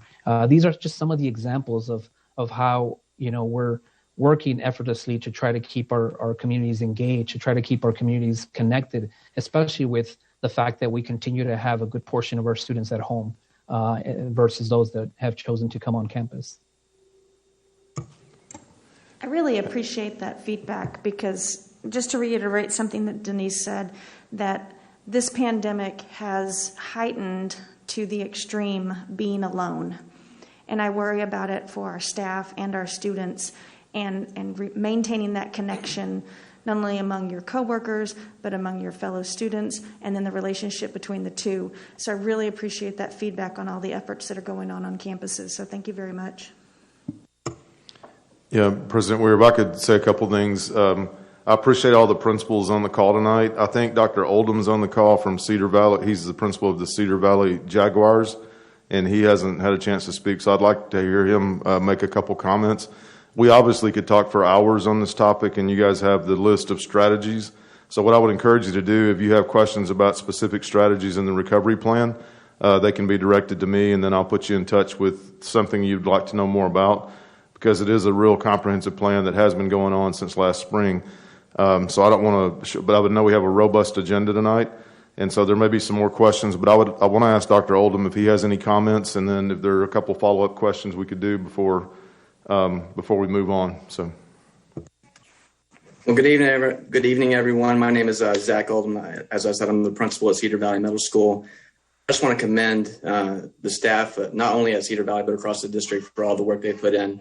It's been an incredible journey, from spring break shutting down last year to slide decks and asynchronous learning to, going virtual for the first 4 weeks to now hybrid teaching.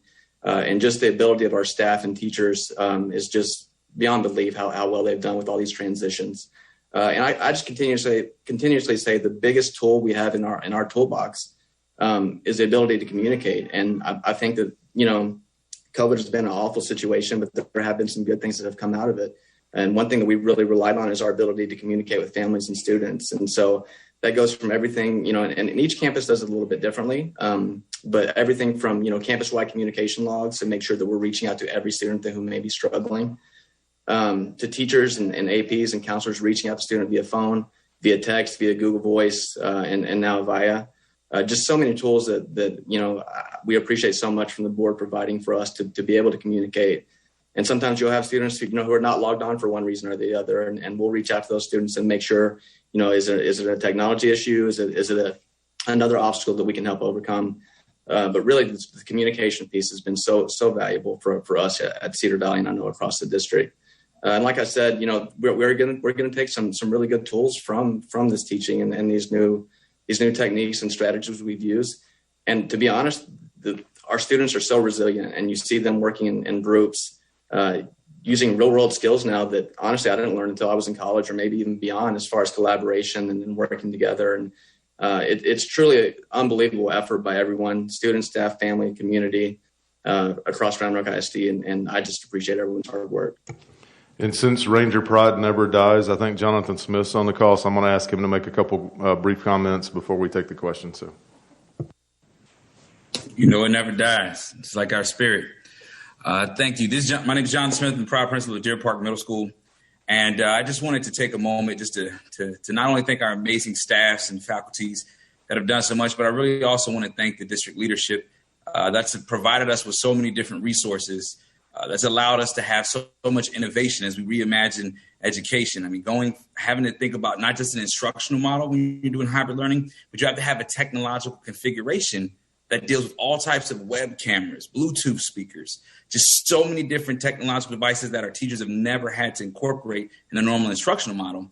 This has allowed us to go and visit other schools. We've been able to do virtual professional developments, just whatever we've needed, specifically with hardware, they've been there. Whenever we've needed assistance as far as guidance with working with our parents and our kids that are struggling, just out of nowhere, we have these amazing social workers. So we're able to have social workers. We have carry program specialists. So when we have kids that aren't engaging and our teachers like, Mr. Smith, I'm calling them, I just can't reach them. We have a full team that's targeted by grade level, by letter, that's being able to establish those relationships with those parents, check in, find out what are these hurdles, what are these obstacles, so that we can get our children engaged. Because if there's a need for food or they have some type of food insecurity, or if they're not at mom's house, they're at dad's house, there's grandma's house, they're all over. We still have to make sure that we are there for them, because ultimately all of our jobs, all of our duty is to make sure that our children are learning. And whatever obstacles there, I'm just proud to be a member of Round Rock ISD, where I can go to Mr. Yonker and say, John, I really need this. Before the day's out, I got that, and we can move forward helping that family. Ms. Harrison, did you have a question? I just had something quick. First of all, thank you, staff. I know you're tired, so for you to be here with us at this late hour, knowing how hard you're working, I'm deeply appreciative. My question is, I think that there's some panic because we have students that traditionally do well in school, and for them this is maybe the first time that they have ever failed a class or struggled. So how are we identifying those that are struggling for maybe the first time, and how are we supporting them? I know that's a pretty large number.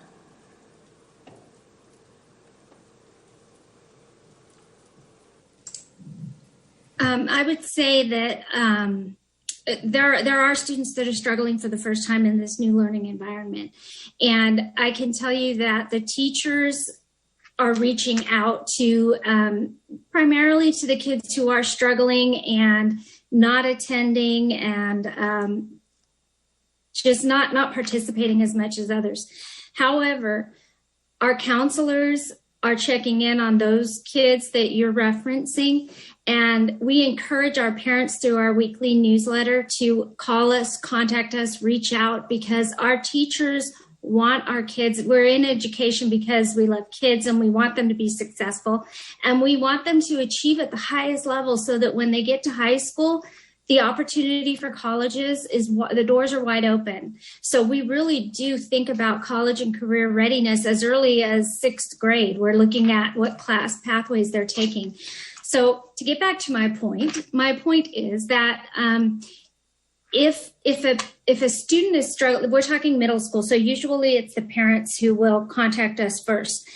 There is no teacher that will deny a student the opportunity to raise a grade. So when we're getting emails from students all the time with questions on things. Can I raise this grade? Can I retake this? The answer is always going to be yes. I can speak for Hopewell, but I feel that it's a Round Rock philosophy, really, I believe, that we want the kids to achieve. We want to see what their mastery level is. And if that means that a grade is going to change a few times based on their mastery of that skill, then all the better for them. So I would say for those students and for those parents, reach out to the teacher, the counselor, the assistant principal, the principal. We want kids to feel successful now, today, in this environment more than ever, because now we understand how it feels to be new at something and to not feel quite so secure and confident in that. So we are open to helping kids raise the grade to it, so that it reaches the grade that they want and that they feel is a true reflection of their ability. So it goes back to what I think it was Dr. Oldham was talking about with the communication. There's always going to be a line of communication that's going to help those students succeed at a higher level if that's what they're desiring. Dr. Bone, did you have one last question? I do. So around this topic of the recovery plan, at our last meeting, we all came to a consensus that one of our priorities would be how to make the in-person experience better. And I think that was mostly middle school and high school, but obviously elementary also, because we're concerned about all of our students. So I'm just wondering what some of the best practices of engagement on campus, maybe some of the principals can talk about. And just to preference this, we have gotten some feedback from parents and I've heard from the community, because Dr. Presley kind of said, what does that look like? So I guess I'm kind of wondering what the principals think, what that would look like and how we can make that better. I'll take that one from Cedar Valley Middle School. I think that it's a challenge. It's definitely a challenge. And as we've transitioned throughout the year, moving to hybrid teaching has definitely been a challenge, especially on campuses where the majority of your students are off campus and learning virtually. And so we do have a duty to make sure that all of our students, whether they're virtual or in person, get an equitable experience. And so it's something that as the year goes along, our teachers, you're seeing the confidence start to rise. You're seeing them start to untether somewhat away from their laptops and move around the room more and more. The different applications like Pear Deck and Book It and stuff like that have been hugely valuable in engagement as well. But like I said, as the year goes along and as our teachers get more comfortable with the process, you really see them start to really push those boundaries and be more bold in their practices. And we really encourage, I know at Cedar Valley, this is a year to take risk and try to find ways to engage more and more and think outside the box. And so we're just going to continue to improve as we go throughout the year. I would just like to say thank you to all the principals who joined us tonight. It has been a topic of discussion, and it is nice to hear from those of you on the front line, and we do really appreciate all that you're doing for our students. Dr. Zhao. So I have a question regarding the resources for the recovery plan. The most important resources are obviously teachers, right? Do we have enough teachers in the coming weeks, in the coming month, and in the summer? That's the number one concern I have. As we all heard during a public comment that Cannon Vista Middle School has like large class sizes, like 60 more students in one class for a month. Is the situation going to get worse? Are there more teachers quitting, more teachers on leave? What's the possible way to give teachers that request accommodation to work at home? Is there other ways to address that need? So, because when I see these things, is that Cannon Vista Middle School I believe has the lowest number of in-person learners of all the middle schools. If Cannon Vista has this problem, I don't know if other middle school, other high school has similar problems. If the problem is, right now we have this problem, is the problem going to get worse in the coming weeks and also the summer? So I just don't know the challenge each different campus is having and the best way we can help to address the challenge.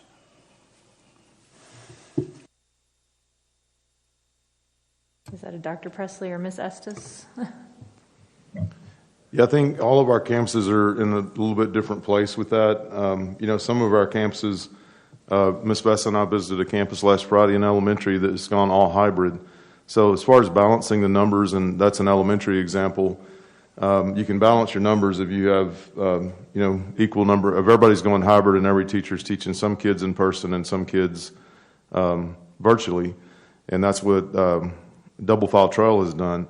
Not every school is in that same situation. So I think it's a management piece where each principal is making the best decisions for their campus of what the classes look like. And we haven't really talked about it tonight, but I think I've mentioned it to the board before. The chore of building a master schedule to begin with under normal circumstances, and then what that looks like when you have to change it every 9 weeks based on how many kids are coming back on campus and how many kids will be virtual. And so some have tried to keep teachers totally virtual. Some have tried to keep teachers totally in person and a combination of that, and some have gone total hybrid, like I referenced Double File Trail Elementary.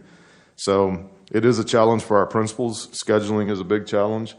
I don't think we're going to be short of teachers. It's just a matter of getting creative to make sure that all of our kids' needs are met, whether they're learning from home or learning in person. And when you go to a high school and you see a class with 3 or 4 kids in it, and a number of kids on the screen, that's the parent choice we're trying to keep open right now for our families as the pandemic continues to spike, so that they can choose which format they want, at least for the remainder of this year. So I don't know if that answers your question directly, Dr. Shaw, but I can tell you if you went and visited 10 campuses, you might see 10 different iterations of what that looks like based on the number of kids they have on campus, the number of staff that they have on leave, and multiple factors on any campus. And I'll kind of wrap this up. I'll say I appreciate many of you have been to campuses, and you have an open invitation with me to go and visit anywhere you'd like to see. We don't usually go deep into the classroom. It's more kind of a walk by and glance in and talk to the principal and see what's going on. I think just as you've gotten a lot of information tonight from our principals, you can learn a lot from visiting campuses and visiting principals. So I appreciate those of you who have done that, and I encourage others to do that as well. And Dr. Shaw, I know we have some visits scheduled, so I appreciate that. I also wanted to say that, the recovery plan, as I mentioned earlier, you have the strategy. So if there's something you want to know more about, let me know. And that's as Ms. Estes said earlier, that's a growing list. It's it's coming from our campuses, from our teaching and learning department, from our area superintendents of all the things that we've been doing, just so you're aware of that. And I probably haven't done a good enough job of keeping you abreast of everything that's happening so that there are a lot of strategies being employed on our campuses. And I also want to say that, a recovery effort is a community effort. So I also want to thank tonight, and all of you are or have been PTA members, so thank you. Our PTAs are very strong in supporting our campus efforts, and our PI Foundation. I know we have, there's been a lot of nonprofits, that Backpack Coalition and some others that have kind of gone away with the pandemic because of, they just didn't have the support or the resources to manage that. And so the Pi Foundation has taken layer upon layer of resources from some of those diminished groups that used to help, and they're helping to distribute and deploy school supplies and clothes and anything that you can think of, that food, anything that families may need. So it truly is a community effort to recover our students and to make sure they're having what they need, both social and emotionally as well as academically. So I just wanted to mention that, and I think I'll just end with that, and if there are any other questions, we can take them. Thank you. And thank you to all of the principals that joined us and the area superintendents. We will move on now to H1, Policy BED Local, which is our public participation. The red line version that we have is based on all of the comments that were made on the message board. I think initially I had said 24 hours and Dr. Bone had suggested 27 hours, so I went with her suggestion. Other than that, I think it is the interpreters. I know someone had brought up interpreters. I did talk to Jenny, and there is an availability of interpreters. I put 8 hours because the staff would need time to try to find somebody if somebody needed an interpreter. But that is a possibility. I know maybe Trustee Harrison, you had mentioned interpreters. We have had them in the past come to meetings, and we could do it virtually also if people asked with enough time. Ms. Vessa. So if we pass this tonight, or it's just it's a discussion item. Okay. Yeah, it's like a first reading, and then we could bring it back. Oh, so let's assume that we pass it in a soon subsequent meeting. It would be effective the next meeting after that. Okay. It's effective as soon as we vote on it, which it's just discussion tonight. Ms. Harrison. Could we maybe consider lowering the time from 3 minutes to 2 minutes and just keeping it 2 minutes no matter how many people speak up? Because I know a lot of people prepare their comments, and their feedback, and then when it changes, it's difficult for them, and that's when we have them rushing. But I also understand at 3 minutes per person, if you have 50 people, that's a whole meeting. So could we just make it a standard, manageable amount of time so people know what to expect? I think legally it can be anywhere from 1 to 3. It just can't be less than 1. I personally am fine with these differentiated. I think that this past year has been very. I mean, not that we haven't had numbers of public speakers, but we've had a lot more. and I think that one day when we're through this, we're not going to have as many times that we would have to, limit. It's not common to have more than 10 speakers. I would say that this meeting where we had 6 or 7, that's a pretty common meeting where we have 6 or 7 speakers and everybody gets their 3 minutes. And it's really the exception that we have a lot of speakers. I would agree with that, and I see Dr. Bone and then Ms. Weston. I would also say that as we get into LSG and we do that more with Fidelity, the type of town halls that Dr. Presley is doing now are what should be taking precedent. That it should be two-way communication with the community, not the community just talking to us and us not being able to say anything. Dr. Bone. Sure. First, I actually agree with Trustee Harrison. I really like the 2 minutes. And I think we need to think about those times where we do get 25 or 30 people. Usually those topics are actually very important.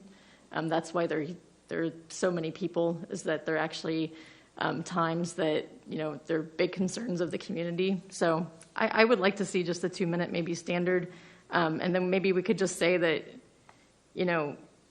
the president could change it, but that we really try to keep it to 2 minutes. I mean, if we get 100 speakers, then maybe we could change it. So I agree that I would like to see something, really standard there. And then the only other small comment I had is that it talks about there's a line that says speakers attending board meetings in person will be called to speak first. And I was just suggesting maybe removing that and just making it practice versus policy, that we just practice that, but it doesn't have to be in the policy. And then that way the president could change it. And we can, since it's local, we can always change it. And I will just say that I know for Patty, when she keeps track, she gives me the list of what order people are speaking in. And when we're all in person, if you sign up first, you're first, so you get to know you're going to speak first and then go home.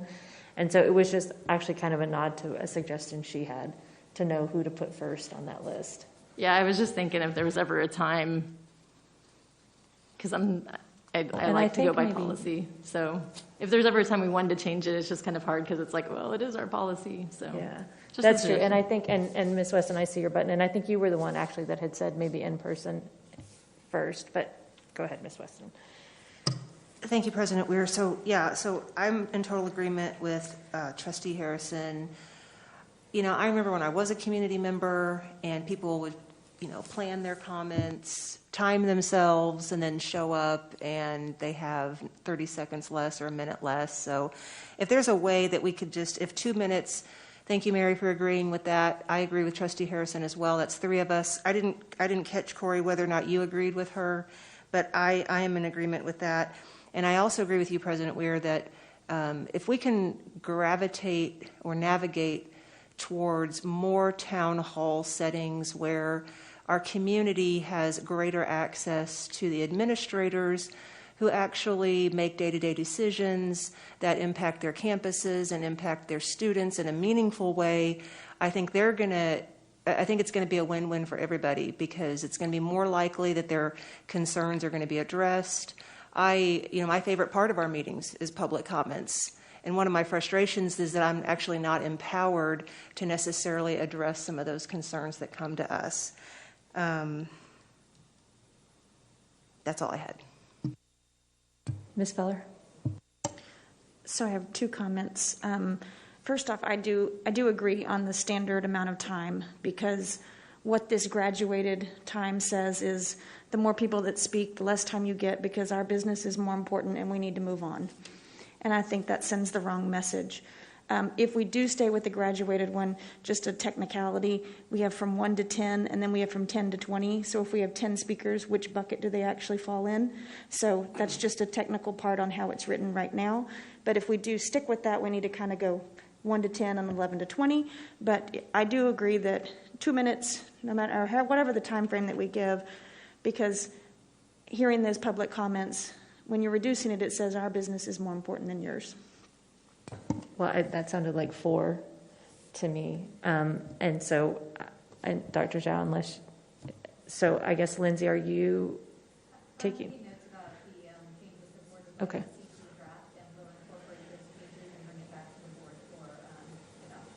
Okay, so are there any other, if we just put that at 2 minutes per speaker, are there any other changes, Ms. Weston? One thing I forgot to mention, I actually do have a preference for when we do get back to normal, and I really look forward to community members attending our meetings in person, for them going first. And I'm also really excited. Very little good has come out of this pandemic, but some of this technology stuff that we're doing now, I think, will be good to take with us going forward, including people being able to speak virtually to us during public comments, even when we are back to normal. My preference would be people who come in person go first, because if they're here, they're not at their work site or home, other places where they're needed, whereas if they're calling in virtually, they're more likely to already be at home with their children or perhaps at work or on their way to work. So my preference would be for in-person public commenters to go first. Ms. Bessa? I'm fine with that. I think that makes sense. And if I'm fine with moving to 2 minutes, but I think we should put in there a caveat that unless the board deems it's necessary, because there are certain instances where, you know, there are exceptional circumstances. The board president would make that determination. Okay. Yes, because there were times during our boundary hearing when it probably would have been all night on a couple of them. But is that okay, Ms. Feller? So my only comment is that I know when this first happened, Austin ISD listened to public comment for 3 or 4 hours because they had so many people speak up about the pandemic and stuff. And you know what? If that's what it takes, then that's what it takes. And it's not the best case scenario for us to not. In that particular meeting, Austin ISD didn't even start their business until after midnight. But the community was so vested in the topic that was being presented. I'm not opposed to putting a caveat in there, but I would say that it would be on a rare occasion because, I mean, we're here to hear our community. We're representatives of them.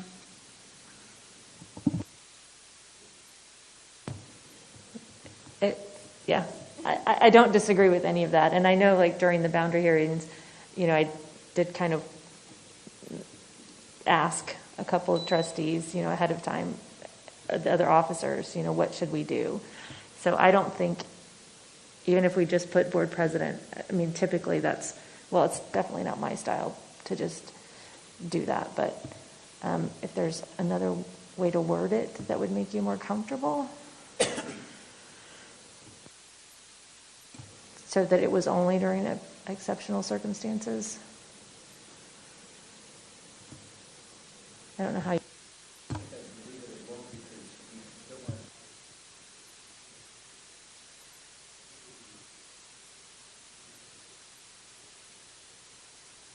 Okay. Is that all right with? All right. So if there aren't any other comments, then we will just have it come back to the only other comment I would make goes back to what you said, President Weir, is that the town hall we had the other night, I felt like it was a really good opportunity for the community to engage. And so I want to encourage the community members as we continue to have these, and we have 2 next week on Monday night and Tuesday night at 6 o'clock over various topics. And I think when a big topic is before the community or something that's causing a lot of attention, maybe a town hall is appropriate, you know, to stage. And so all the trustees can be there. We can have trustees on the panel to answer questions, and we'll do our best. But I think that's another opportunity to kind of not to remove people's opportunity to speak at board meetings, but these are, as LSG tells us, you know, it's supposed to be business meetings pretty much, where you're focused on certain things and only certain things. And obviously the public always has an opportunity to speak, but I just want to encourage our community members to join the town halls and continue to participate in those, because I think they're going to be a lot determined and understood at those meetings. So, and I think you and I had talked with staff about also doing one maybe the first week of February on special education.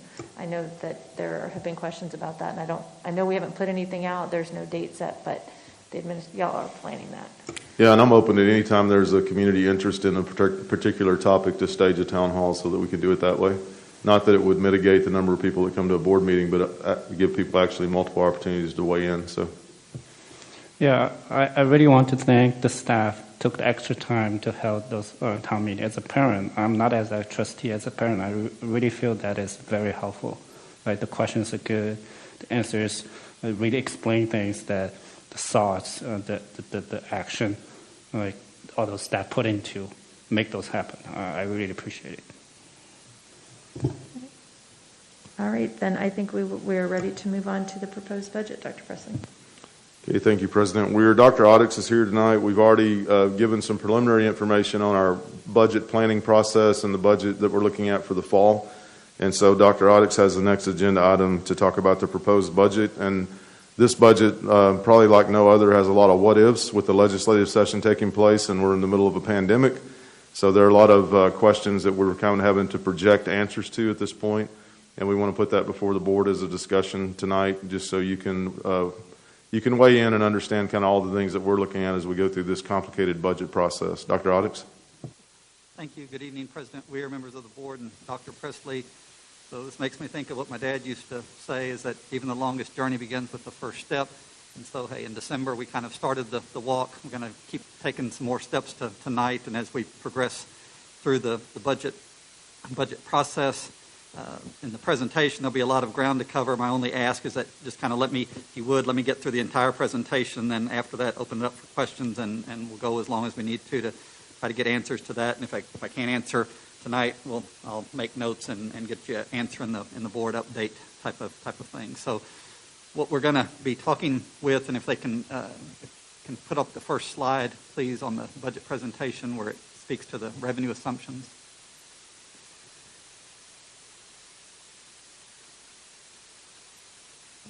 Go ahead and take it to the next slide. There we go.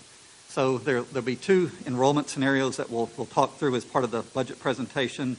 And then literally the next topic after we get through with the budget presentation, there'll be another one about a potential pilot enrollment scenario, which will give us a third scenario to discuss. But I'm going to start with just two enrollment scenarios. One is if for next year we had no virtual. The other is if we had a virtual option. Those numbers in terms of enrollment got from our demographer, Templeton Demographics. He ran the two scenarios. One under the option if we didn't do virtual, his assumption there is that he's projecting that we would lose anywhere from 1% to 2% of our enrollment if we said, hey, no matter what, we don't have virtual here. That would be the assumption. So from a modeling perspective, I ran the scenario of a 2% reduction in enrollment. The other is if we allowed virtual, what do those numbers, what would those enrollment numbers be at? And we'll get into those as we start progressing through the numbers. Another big variable is what property values are estimated to increase. So I've talked with both Williamson County and Travis County. Williamson County is projecting for right now that property values will increase 6 to 8%. 75% of our tax base is in Williamson County. The other 25% is in Travis County. Travis County is right now estimating 4 to 6% increase in property value. And you've got the big variable is that, hey, if you bought or sold a house or talked to anybody that has, those values are going up dramatically. In a lot of cases, like even 10% or more. The real unknown is on the commercial side, because there you've got literally a winners and losers. There's businesses that are literally have gone out of business or are going out of business because of the pandemic. And hey, if you're a restaurant, pick your scenario. Some it's taking them out of business or put them in that category. Others, Home Depot, that sort of thing, are doing very well. So that's a real hard part for them and something they're still working on. What I did in terms of that 6.5% is literally took the middle of their two averages and took the weighted average, and that's where the 6.5% is coming from. And so that's what I'm estimating the model for like property value, taxes on property values. In terms of the tax rate, and there'll be a separate slide for that, and I'll walk you through the detail to it. The total tax rate under these scenarios would be that it would fall by just over like 3.44 cents. Our current tax rate is when you combine the M&O rate, which is what pays our operating cost, with the INS rate that repays our debt. Our total rate right now is round numbers $1.22. That would go down to $1.1868. With House Bill 3, what it did is said as values go up, the property tax gets compressed on the M&O side. Given everything, this recommendation or this scenario increases the M&O rate by 1 cent to get the benefit of the golden penny. There would be $6 million as a result of doing that one golden penny. And like I said, we'll go through it more as we progress through the numbers. And the high-level logic is to literally say, look, on the INS side, we're going to lower the tax rate by 1 penny. You'll see on the debt service side, we can still service our debt. If we did that on the INS side, we can afford to lower that by a penny. So if we move that penny strictly just from the INS side to the M&O side, hey, as a taxpayer, you didn't change what I'm going to pay you in total tax. But as a district, we win by $6 million because of the benefit of that golden penny. So if we just did the penny, it would just stop there. Now, as a taxpayer, though, with the compression of House Bill 3, your actual tax rate is going to go down. Okay? And I actually put together a slide that we'll get to that shows for the average taxpayer, hey, what you're paying this year, if your values went up 6.5%, and we did this on the tax rate, what does that do? And we'll get to that slide, and I'll show it to you, but that's what these are driven off of. Then in terms of the number 6, the state funding level, for right now, we're assuming state funding levels are unchanged. Both the House and the Senate came out today and kind of like with an initial, hey, here's our current budget assumption at a high level. They're saying, hey, what we did with the last time we met with House Bill 3, we're in support of continuing that in the next legislative session and funding enrollment growth. Now, what's not said is what they're going to do with the money that the federal government is going to do, like with additional CARES funding. So we're early in the game, but for right now, the assumption is just, hey, our funding level, the basic allotment, not moving that. In terms of the numbers that I'm projecting here, the one big variable would be that they fund virtual fully. Right now, it says it's kind of like a COVID waiver that they're doing it where normally they wouldn't. So if we go virtual next year, in order to get that funding, the legislature would have to change that current rule. But that's the assumption that I'm making for the virtual scenario. Go to the next slide, please, on the expense assumption. And so here's something that ultimately y'all will have to discuss and make a decision on for us in terms of as an overall district. Talked with Terry Wooster literally right before, during this meeting, and because Trustee Vessa had asked, hey, are we on pace for Elementary 35 to be done on time? Answer to that is yes. Absolute expectation is that it will be done in time to open in the fall. Our truth that we're in is that, given the pandemic and the reduced, normally we grow students every year. Now we're in a situation of kind of for any of these scenarios that we're talking about would be kind of like best case, we would get back to the level that we were in 1920 in terms of overall enrollment. Okay, so with that, there's not we've got to have Elementary 35. There won't be a space for kids to be, but it gets into the thing of, we're in January. The previous board we had all the meetings with the public. We redrew the boundaries, which is a big event to do. So now it simply becomes at the end of January, do you have any other option to not open Elementary 35? Because to not open 35, you've got to redraw the boundaries, you've got to communicate it, you've got to do all those kind of things. So that's something, the board will have to tell us of either, hey, we don't want to turn those lights on, or we do. I've run the scenarios with the assumption that the lights are coming on Elementary 35 when the fall comes. So just to let you know that. In terms of the second item, this is built with no overall pay increase.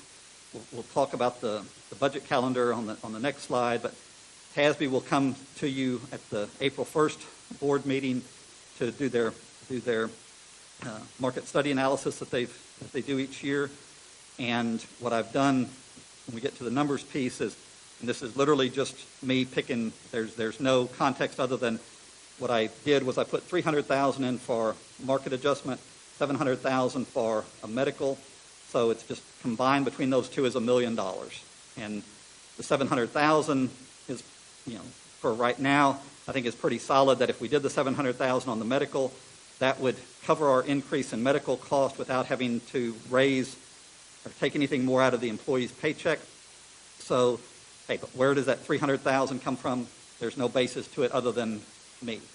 Now, a couple of things to note of my biggest concern for us for this year and next year when it comes to staffing and being right in terms of what we're paying is with transportation, specifically to bus drivers. To give context to that, pre-pandemic, we were running 190 routes.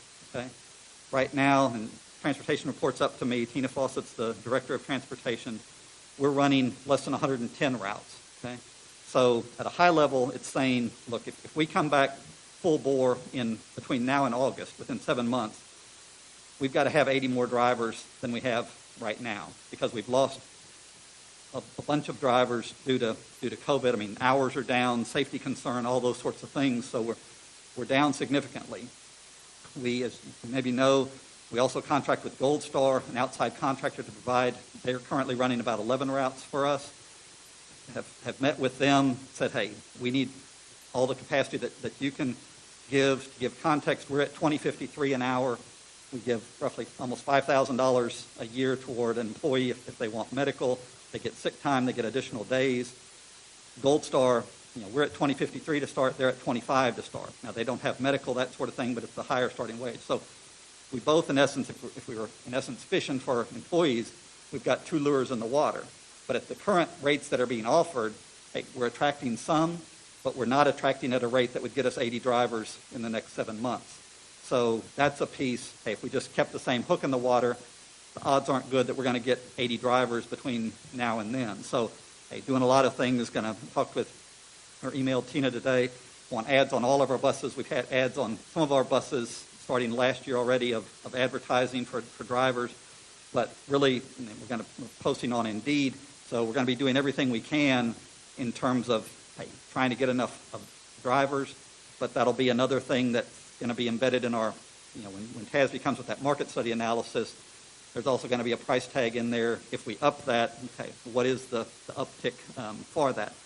But, the thing with something like that, if you don't have drivers, then service is bad. The board's going to hear it. I'm going to hear it. Everyone's going to hear it. And, I have all the respect in the world for Tina, and it's like, thank goodness she's here. In the previous, before her, she was the 4th director of transportation in the last 4 years. She's been here, she's on her 2nd year type of thing. But if you don't get that right, then, we're in a bad situation. So trying to set ourselves up for success there, that's a big concern. I'll give you perspective on just when I came here, we were just having TASB do 1/4 of our employees every year in terms of are we at market, and so it would literally be there's roughly 8 people up here, so we're going to check these 2 this year. Y'all are good. Okay, we'll check you in 4 years. We're going to check you. So okay, you might be good for a year, but then if you're out, well then you lose talent because if you're not at market every year, you're opening the door to let somebody else take you. I've been here less than 2 years. Of the 6 positions that report to me, I've hired 4. Okay? Of the people that report up through me, I've got over 30% of the staff that's been here less time than I have, and I haven't been here even 2 years. So it's real important for that continuity and all that sort of thing. If you're constantly turning people, it gets very hard to produce and to keep things going and keep the level of service. I mean, we have great people, all that sort of thing, but if you don't get the number right in terms of what you're paying and creating that environment that attracts and keeps people, you just make the job harder. So that's that component and what we're doing to try to address that. Then next, you'll see that there's no, as we've talked about before, given that there's so few students on campus right now, and we're burning through fund balance on the food service side, so we're not budgeting right now any assumption of a cost allocation for food service. Airmark is our current contractor. They're in the last year of their contract, so we're going to be going out to bid this spring for that. And even though we have to live that experience to see who the ultimate provider will be in the fall, I've asked Airmark to put together a budget proposal that says, what would get us in the black, here's our enrollment assumptions for next year, what would meal prices have to increase? We haven't increased our meal prices in 3 years, so what do those need to be so that we can, if we were in an airplane and food service, we've been in a downward trajectory, we've got to get that plane leveled off and get it in a position where it can start gaining ground again. But that's kind of the food service piece.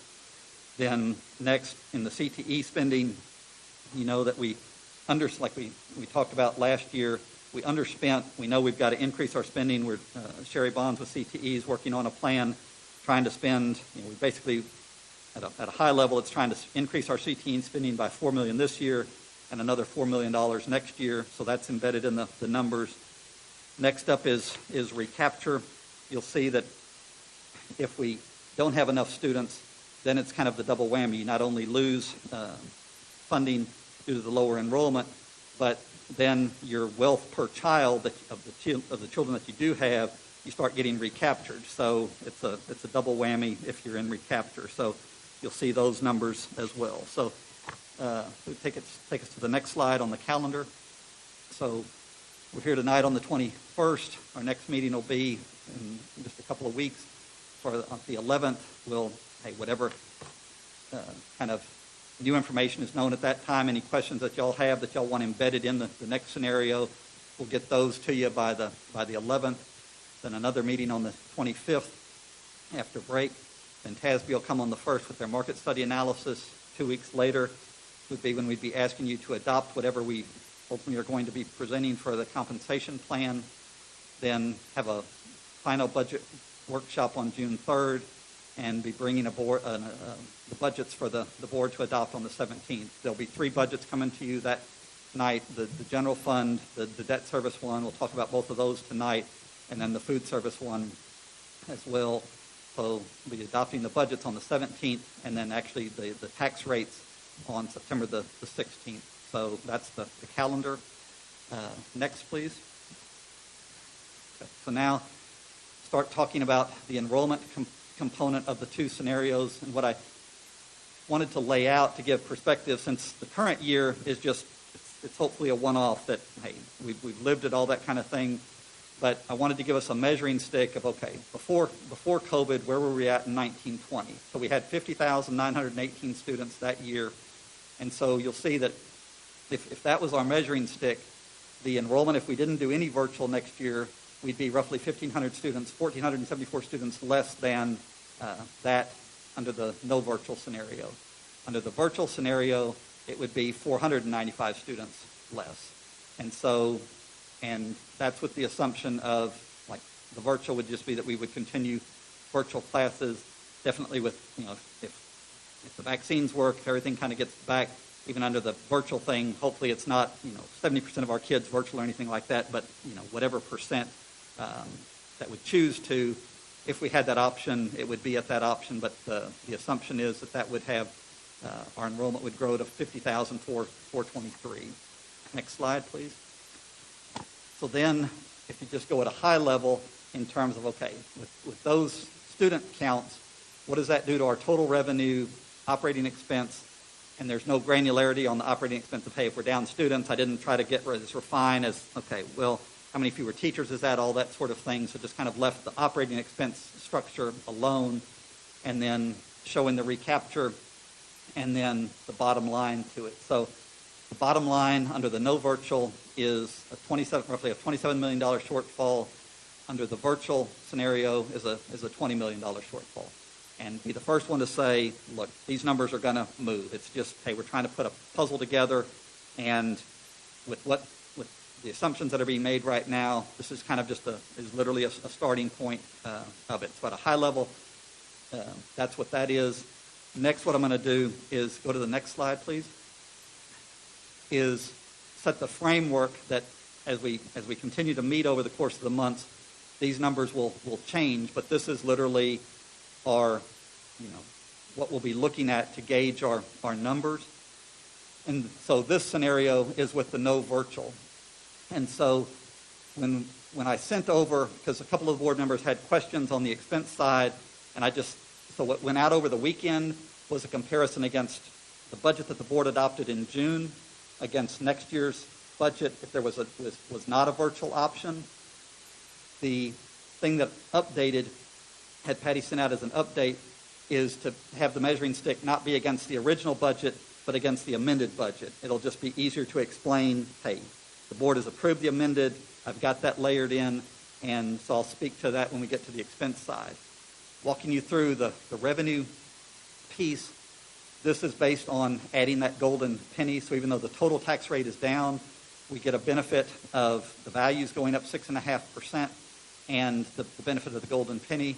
So property values are up, leaving prior year and the penalties and interest the same, investment income down, to only $200,000, but literally like the pool rates right now are literally in the realm of like 0.2%. So it's just, as you well know, interest rates are very low. They're even lower than last year when we thought they couldn't go any lower. Well, now they're lower than they were. Haven't adjusted other local revenue. That's an area that could potentially go up if the assumption was, hey, we're going to start having Friday night football games and all that sort of thing, and we can lease out our facilities.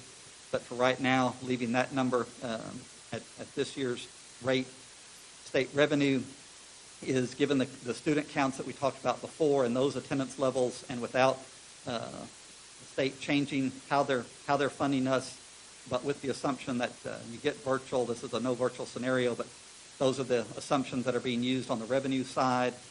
And so then when you get to the bottom line, you see that revenue is up just under like around $3.9 million between the current amended budget and the no virtual option. Next slide, please. Okay, so now we get into the expenses. This is where, by using the amended budget, helps it be a cleaner explanation. So what you've got on line 14 of the salaries and benefits in the amended budget for the current year, round numbers were at $366 million. So that number went up from 366 to 371 in next year's budget. So that $5 million increase, and the question is, well, where did that come from?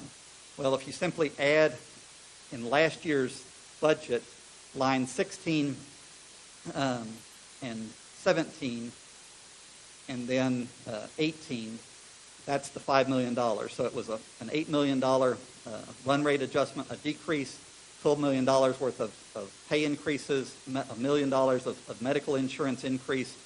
So the net of those numbers is that $5 million increase in the proposed budget for next year. Literally just taking some of last year's detail and then adding that together as a starting point. Then, in terms of the teacher retirement, that's just 7.5% of whatever the total payroll is. So that's for that slight increase there. Then line 16 is if we opened elementary 35, to have the staffing, not teachers, but your principals, your AP, counselors, librarians, nurses, that sort of thing, custodians, that's that estimated $2.25 million of staffing up for elementary 35. Then the compensation changes, like I said earlier, that's just me, putting $300,000. TASB will come in on April 1st to give us a truer number there, $700,000.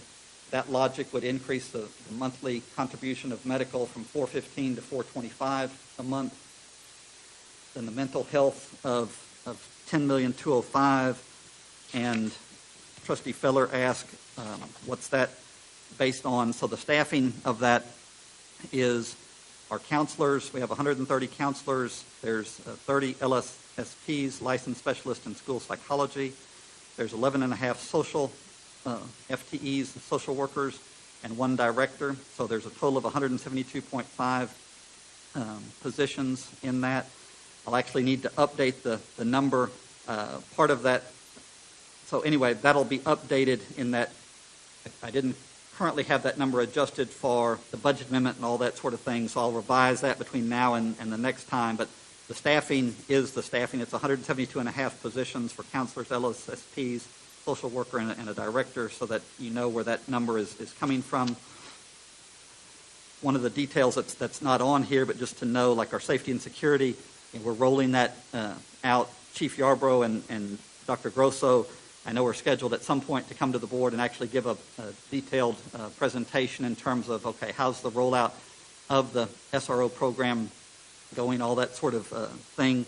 So you'll get that when they make that presentation.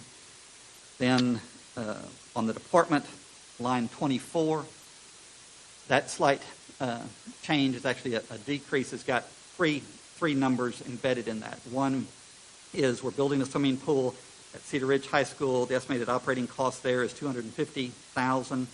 Then there's $250,000 worth of operating costs of elementary 35. And then in this year's budget, and this came as part of the budget amendment, There was $807,000 for technology that was COVID-related expenses. So I'm assuming that that's a one-time piece that would go down. We'll have to kind of live that experience and actually, kind of see. But that's the reason for the slight change year over year, and the departments literally haven't started the process yet of the department budgets, but for just a placeholder, that's where that logic is coming from. Then you'll see on the food service piece, like I said, we don't have an allocation of making food service pay any of the shared operating cost for now. We're early on in the process. We'll see if that changes at all. Then there's $4 million of the need to increase CTE spending. And so the total of that, of the allocations, increases from the 51.7 to the 57.2. The main pieces of that are that, without the shared cost of food service, that's roughly a $2 million hit, and then the increase in CTE spending is the $4 million, kind of the remainder of that difference. Then on line 30 is the recapture payment that we would have to make of $7.7 million under the no virtual option. And so at the bottom line of that is roughly a $26.7 million shortfall. So high level, that's the revenue and the expenses. Big picture of this is just, hey, now you know the assumptions of where those numbers are coming from. Those numbers are going to move, but you got to start somewhere. This is the somewhere that we're starting there. Then the next two slides going to just not speak to these, because these are literally the numbers that I gave on Saturday. If the measuring stick was compare next year's budget to the budget that the board adopted, so the overall numbers are the same. It's just that the measuring stick was the budget versus what I just walked you through was the amended budget. And to me, it's just easier for you to understand on the amended side, and kind of given the feedback that I got from two trustees, I thought, well, hey, this is an easier way to think about it and use it. And so that's what I've done. So we can go ahead and skip through those two slides, slides 9 and 10, and then go to the scenario okay.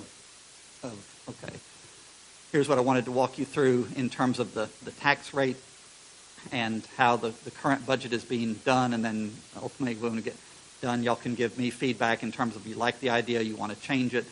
But for the 2021 column, average homeowner value is $324 taxable value.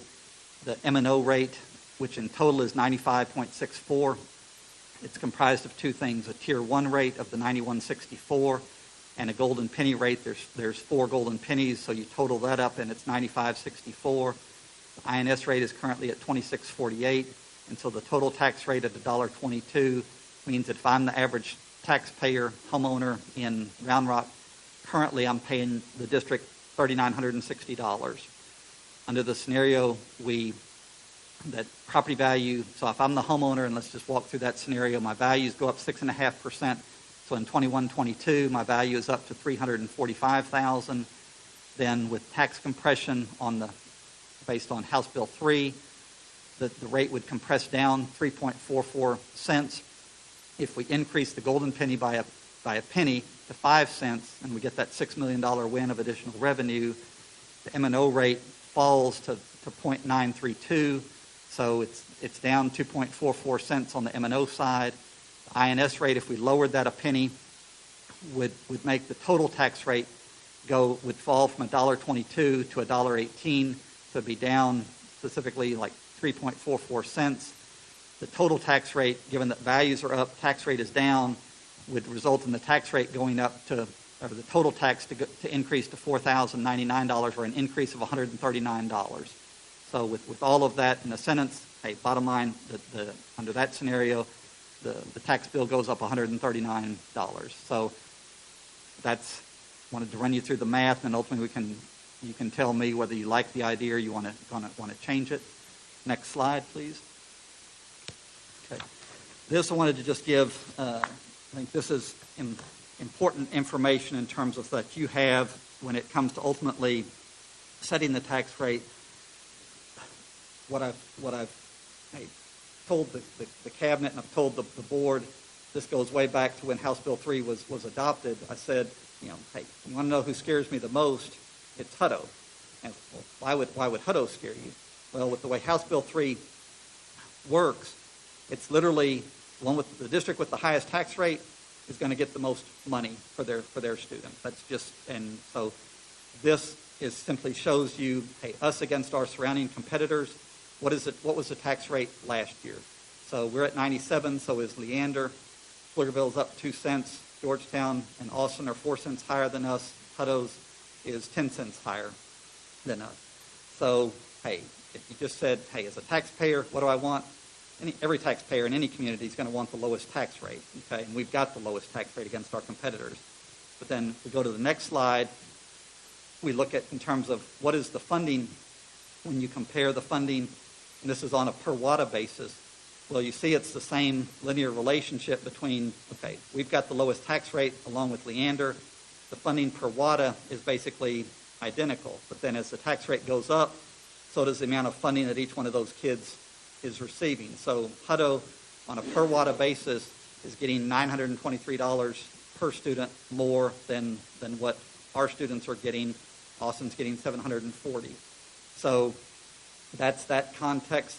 The next one, because, hey, where you and I understand what WADA is about, if it's just the average person, hey, don't want to explain what WADA is, just tell me per child of the kids that attend, what's that number? That's what the next slide shows. Hey, it's $1,600 per ADA for Hutto against us, so just context. At the end of the day, you know, my job is to try to give you as much information and ultimately so that when you tell us, you know, hey, here's the amount of money we have, because ultimately you're on the hook for, you know, setting for the district what that tax rate is going to be. That tax rate will determine the amount of resources that we then as a district have to, you know, to provide the education for our students. So we go to the next slide, please. Okay, so all of that I've been talking about so far has really just been on the M&O side, on our general fund side that pays our operating costs. Next, to sort of shift the gear for the debt service budget, this is what that looks like. You'll see the first column is for our current budget. We had 103, these numbers are in thousands, so roughly almost $104 million projected revenue, expenses of $107 million. We make semi-annual bond payments, one on February the 1st, the other one on August the 1st. So we've got a budget to shortfall on our debt service side of $3.2 million. There's no cause for alarm there because we have a debt service fund balance of over $18 million. So we'll come in better than our budget this year on the 2021 side. Next year, you know, even under the scenario of lowering that debt service by a penny, we would take in $107.7 million, have expenses of under 105, so we'd still be good at $3 million level. So go to the next slide, please. So Trustee Bessa asked a question of, okay, well, what about out into the future? If we lower that a penny, are we going to have the capacity? Because at some point, we're going to have another bond. Are we going to be able to afford the bond? All that sort of thing. Well, this is what our debt payments are at between literally for next year all the way until all of the bonds are totally paid off. And what you see is that we increase our ability, like our values, as long as the expectation is they're going to continue to go up. So the revenue amount where it's, you know, expected at for next year of like $107 million, that's going to tend to go up year over year, but the need for that revenue is going to be decreasing and give you the capacity to layer on debt payments for future bonds. Because we're at 104 now, by 2024 that falls to 89 million, and so it just is going to keep decreasing. Well, that gives you the capacity to layer on future debt payments and still be able to service them even at that proposed lower debt service tax rate. So just give you a perspective there. Then next slide. So these are all of our outstanding bonds just for information purposes. And then the next slide. So in terms of just decisions, at a high level would be a thing of kind of like, I know there's been a lot of discussion in the board of anywhere from a realm of, you know, hey, next year we do no virtual to, you know, potentially do virtual. So ultimately that's something you as a board are going to have to discuss, then give me guidance, hey, run the numbers on this way. And I can keep running scenarios both ways to show you both options as we go along, but that's something ultimately we'll have to decide, as well as the tax rate. And then ultimately, you're going to have to tell me, hey, how much money do I have when we push the cart to the HEB checkout line? How much money do we have to get home with? And so, what level of, right now, the estimate is, that, what's the bottom line target? And for right now, given that these scenarios are looking like a deficit, what level of deficit is the don't exceed, this number? Hey, I'll run scenarios any way you want me to run scenarios, but I just kind of need to kind of narrow it down of, what is it that you want me to produce, want us to produce, given that, hey, we all know our ultimate goal is to produce the best education, put our staff, put our students in the best position to have the best education, but what level of resources are we going to have in order to bring to bear in order to make that outcome happen? So with that, I'm going to take a needed breath and open it up for questions.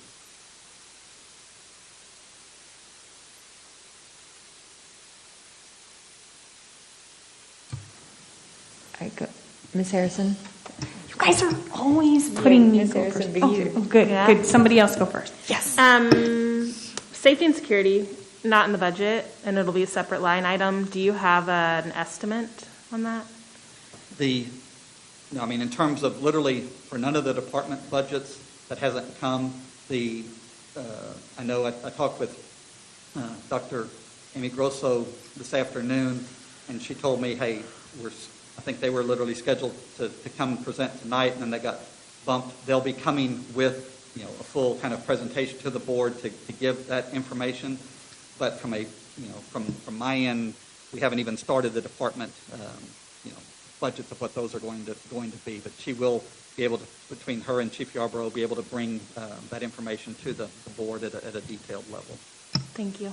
Yep. All right, Ms. Bessa.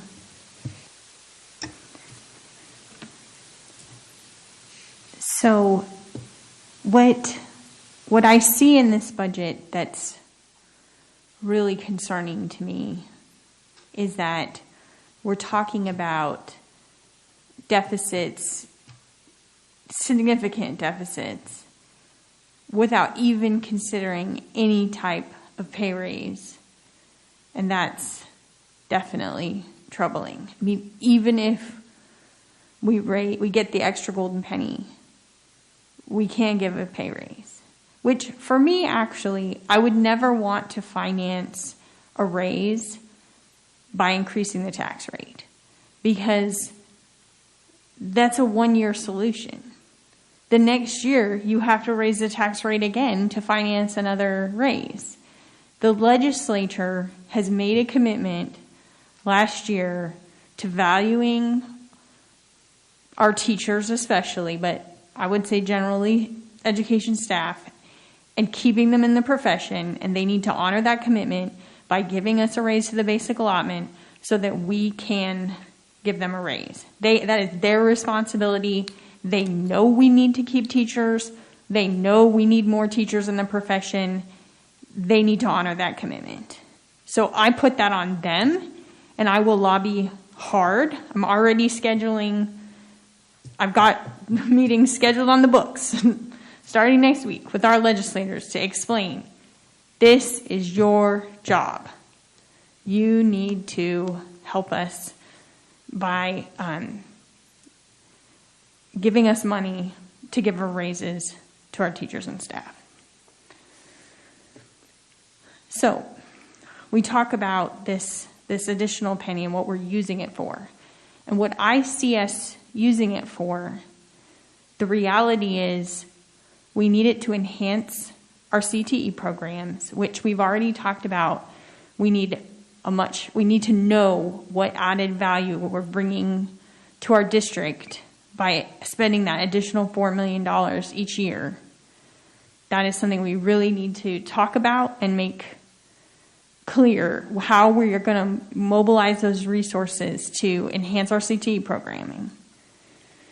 And then the other $2 million, from what I hear from you, is a situation with food service and covering a loss there. And so I'd like to know a little bit more about Is there any way that we can remediate that loss in food service so that we're not eating up $2 million of expenditures each year because we're losing money on food service? Right. And so the real hard position that we're literally in right now is that we're going out to bid. I don't even know who our food service providers is going to be. I'm asking Aramark to run a scenario, and the hard part is where I can say, hey, the demographer is saying we're going to have this many kids. The thing that, board hasn't given direction yet, hey, are we going to be virtual? Are we not going to be virtual? And with all the unknowns, don't know how many students are actually going to be there to eat. And the other piece is, hey, we haven't raised our meal. So in terms of what's something we can do, okay, as a district, we haven't raised our meal rates in 3 years. We can raise the meal price in order to help, that piece. The big variables will be, okay, how many students are eating? That's the most critical piece. How many students are there and how many of them are going to be eating? And then what is the price that we're going to be charging for them? So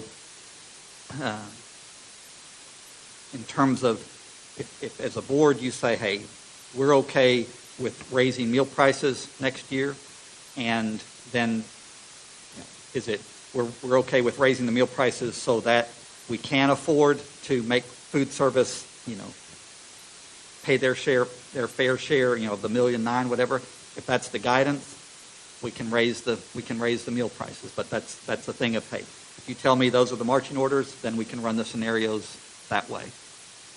Okay, that's very helpful. Thank you. I think that's really good information for this board to know what some of our other options are. The other question I had, and I brought this up in my questions to you before the meeting, was Elementary 35. And I don't think anybody up here wants to say we want to put that on hold for a year.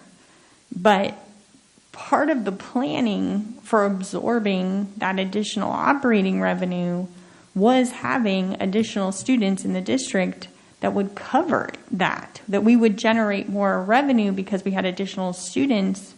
So when you open a new school and you don't have any additional students, that makes it very difficult to afford a new school. Because when we looked out into the future and saw the growth in our community, we did not plan for a pandemic. So can you talk a little bit more about, and I know we're going to get into, what we can do to recover student population so that we can better afford, the plan. We're going to have that growth. It's going to happen. We're going to get through this pandemic and our area is going to grow. But we just have this limbo period where we're suffering from the pandemic and we need to get through it. So just tell me your ideas on how to navigate that. Right. And so this part of the presentation is kind of like the old let's make a deal and you have 3 doors to choose from. Well, these are 2 doors to look at. Okay. The next part, and I'd kind of say what you're asking there will be the pilot program discussion. And so I'd say if we can just hold off because that's really what that pilot program assumption is about, and we can talk about that because that's really what that is about. So stay tuned, kind of thing. Actually, Dr. Bone. Thank you. So just kind of my thoughts. I'm also uncomfortable with a $26 million deficit next year. Moving the golden penny, I see what you're doing. You're moving things around. And honestly, I think the taxpayers, what they want to see, I don't think they really care what the M&O rate is or the INS rate, right, as long as we can pay our bills. I think what they look at is their property taxes going up. And as Trustee Vesta has talked about HB3, one of the goals was definitely to pay our teachers more, but it was also to reduce property taxes. And I think locally, we have a responsibility. The state has done their responsibility. They passed HB3. So now we have a responsibility to our taxpayers. So we need to remember that as our property taxes go up 6.8%, that's also increasing the tax that folks have to pay to the district. So I'm also uncomfortable. I know when it looks on paper, it's $139 for a $345,000 house, it looks like. But still, that's year over year. If people's houses go up 10% the next year, which I just saw in my zip code, they said our value has increased 28%, I think, over the last few months. So we're seeing some unprecedented rates, and I think the board needs to think about that as the property taxes, it's $139 this year, but what does that translate to? It could be thousands just in 1 year. So I'm also not comfortable with a tax rate that would increase the overall taxes of our taxpayers. And then I guess the biggest question for me is the demographers. I have to ask myself if I trust these numbers. So, I know they're just guessing, but it's interesting for me because I saw a Georgetown article about Georgetown ISD, which sits just to the north of us. And I believe it's the same demographers, but they were actually predicting that Georgetown would actually have an increase in students next year. So I'm kind of confused, and it kind of, so I have to ask myself if I trust those numbers, right? So that's kind of where I'm coming from with that. Maybe I'd like to dig into those a little bit better and understand those. So those are my thoughts. Ms. Weston? Can I clarify something that she said? So what you said in terms of, we could see a 10% value and increase, and then we have to pay all these more taxes.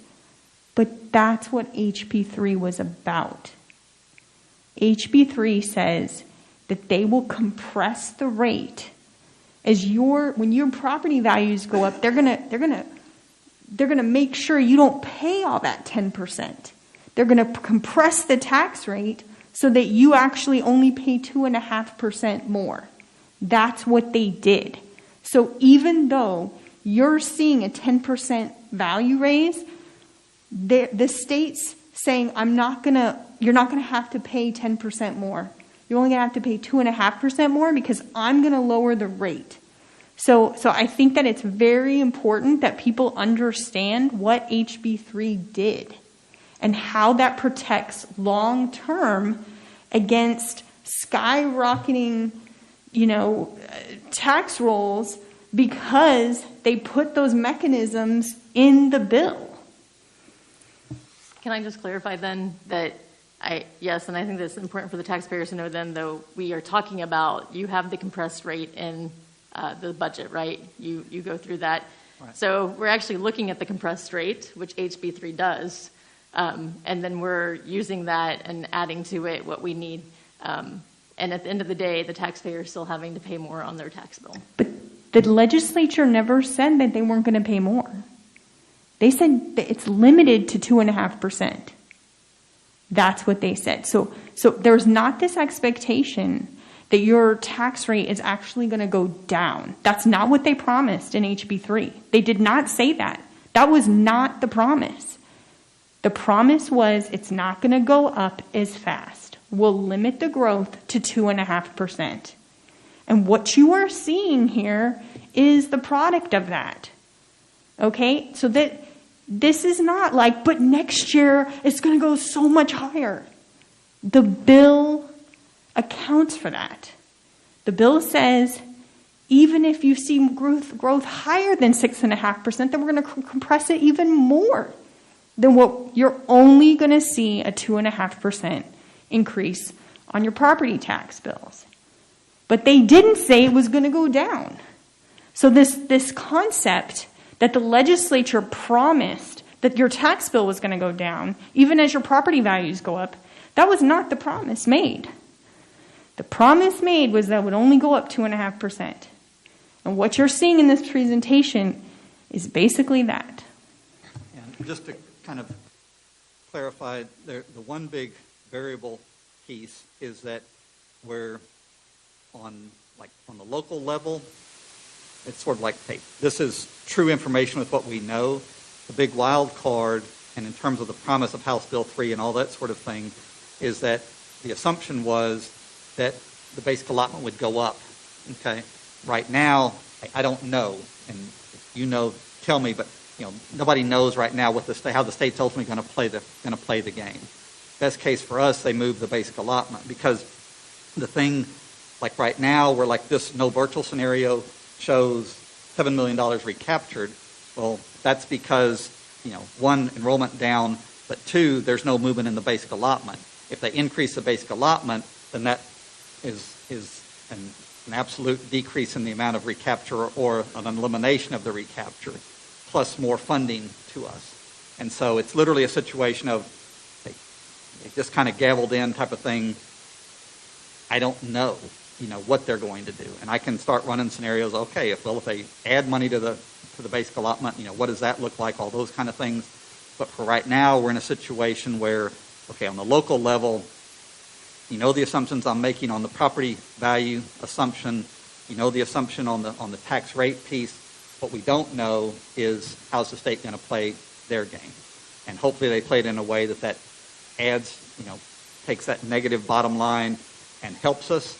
But for right now, it's in a situation of I don't know. All I'm doing in these numbers is saying if they didn't move it, this is what our world looks like. Right, and the other assumption then is also the number of students that we're going to get, and that is one thing I would like to look at and just understand better, especially since we're getting ready to have another talk about that number. Yeah, and that third door, like the third option, that'll be in the next presentation. The numbers will get better there because anyway, we'll have that conversation when we get that far. Ms. Weston had a question. President Weir, thank you for recognizing me. I have to admit, I have several yes/no questions, short answer questions. Am I allowed latitude to go back and forth, or do I get one yes/no? You can ask your questions. Okay, just cut me off if we need to rotate and come back to me. Thank you. So, Dr. Oddix, did you say, and can you clarify, because I want to make sure that I understand and that our community understands, did you say that increasing the M&O tax rate by a penny and lowering the INS rate by a penny, and I was trying to write this as you said it, is a wash for the taxpayer but yields $6 million in revenue for the district? Yes. How does that work? Because if all you did, if we just moved a penny, right, and we said, okay, you're the taxpayer, I'm not going to take your total tax rate isn't going to move. So you should, if I'm the taxpayer, I'm indifferent. I'm paying the same tax rate under this. I'm simply taking 1 penny from INS, I'm lowering that rate by a penny, and I'm raising the M&O rate by a penny. So if your total tax No, I rate, understand math. I think maybe I'm missing something on something that goes beyond math and maybe gets into rules and laws. Because if you, obviously 1 minus 1 equals 0. But if I'm still, if I'm going to walk away with $6 million, but I'm paying the same tax rate, and I don't want to belabor it, but there's a lot of confusion in our community as to how that works. And I'm hearing the word recapture thrown up here, so I don't know if that's what it is, but how, if I'm a commercial property owner and we do this increase M&O rate and decrease INS rate, you said I as the taxpayer don't experience any increase, then how do you walk away with $6 million? because it's how the state funding, that's where that golden penny, there's 2 reasons it's called golden.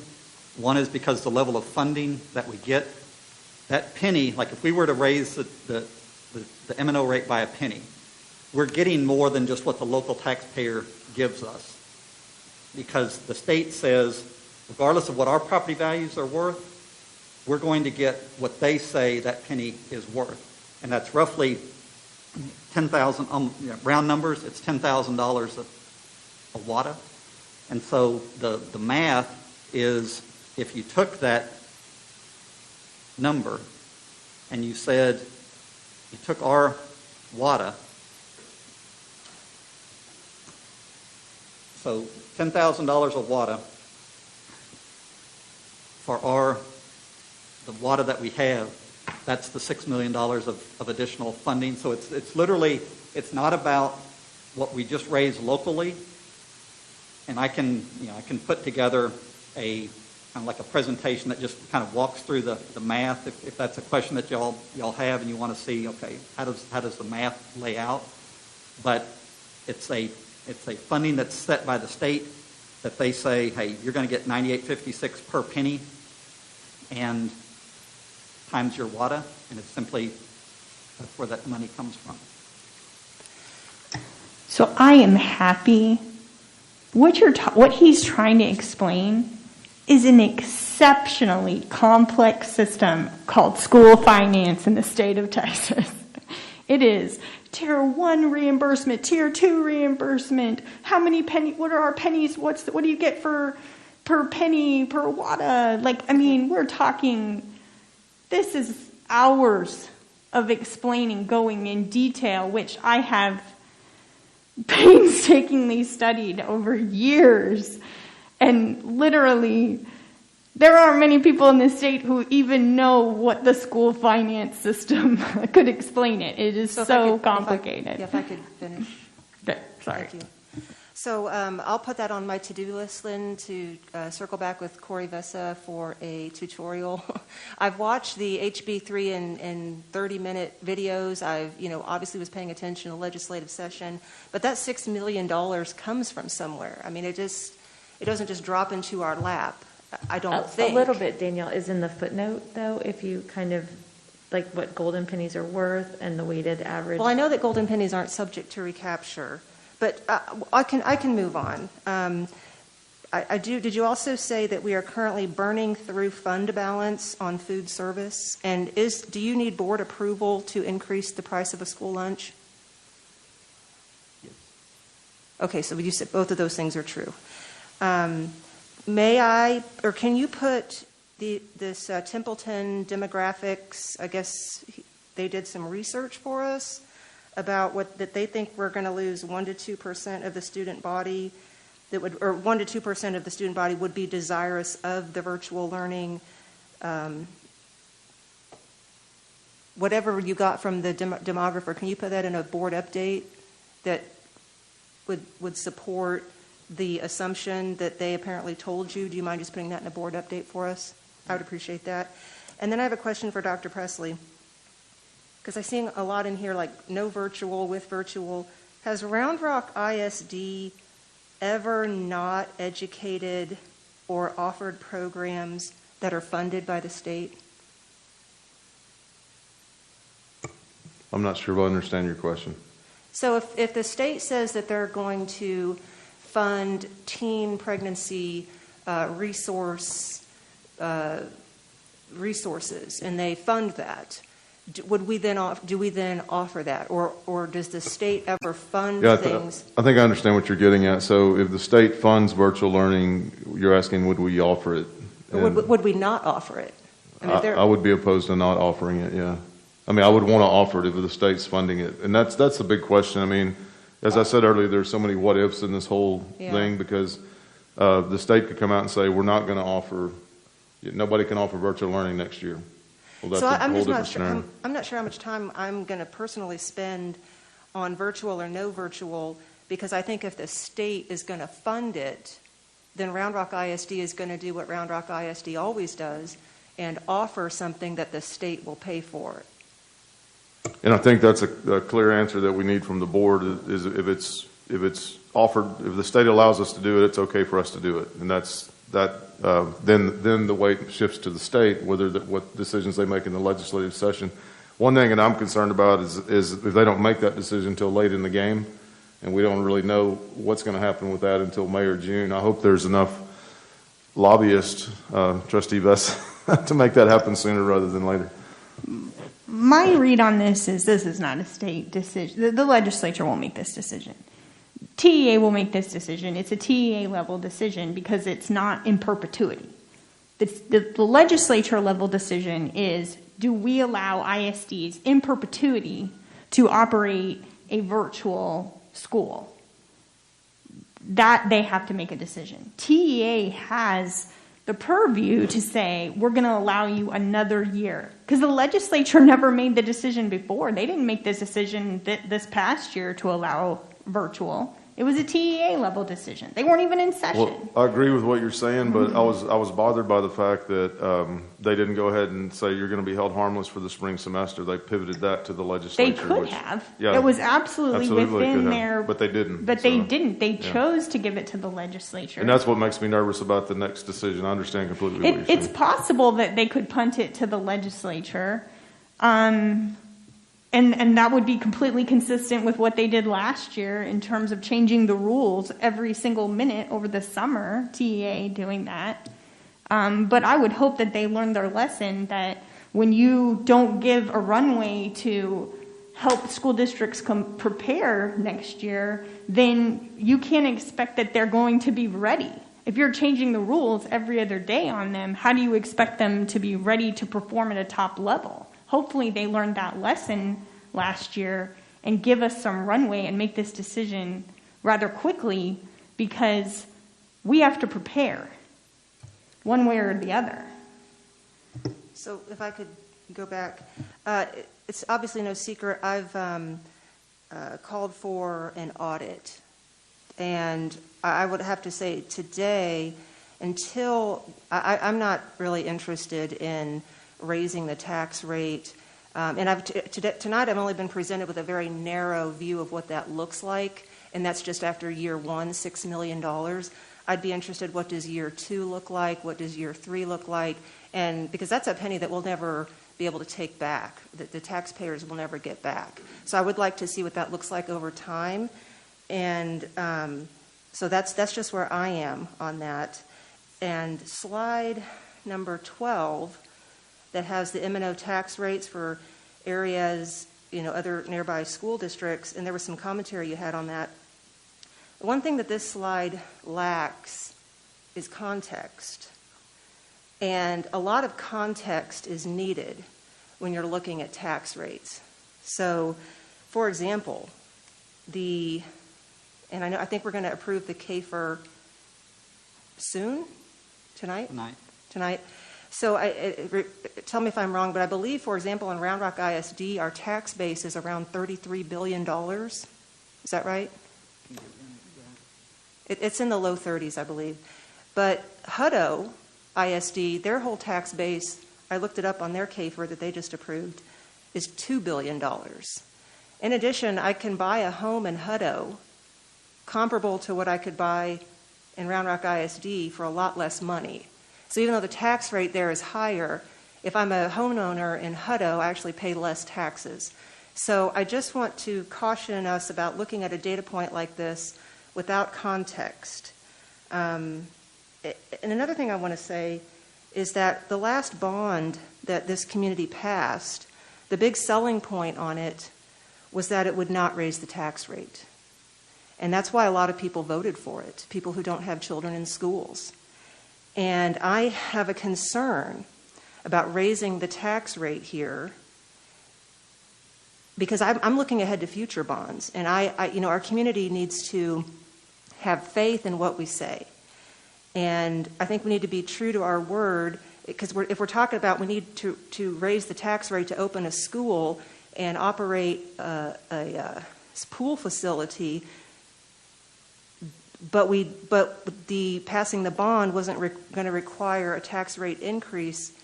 I just think that as a board we need to be cognizant and ask, is this $6 million in year one worth the risk of, takeaways that our community could have, as we're going to have bigger asks in the future. We need to keep that in context. And the last thing I'll say, President Weir, I also have a concern that raising the tax rate during this time when many parents are not happy with what they perceive as their children not making academic progress and suffering with the things that we hear about in the emails, depression, social and emotional learning, in my view, could be seen as a tone-deaf and unwise thing for this board to do at this time. There's a time and a place for everything, and I'm just not sure, given what we told the community when the most recent bond was put forward, and given the frustration that a lot of our parents have right now with their children's experiences in our schools.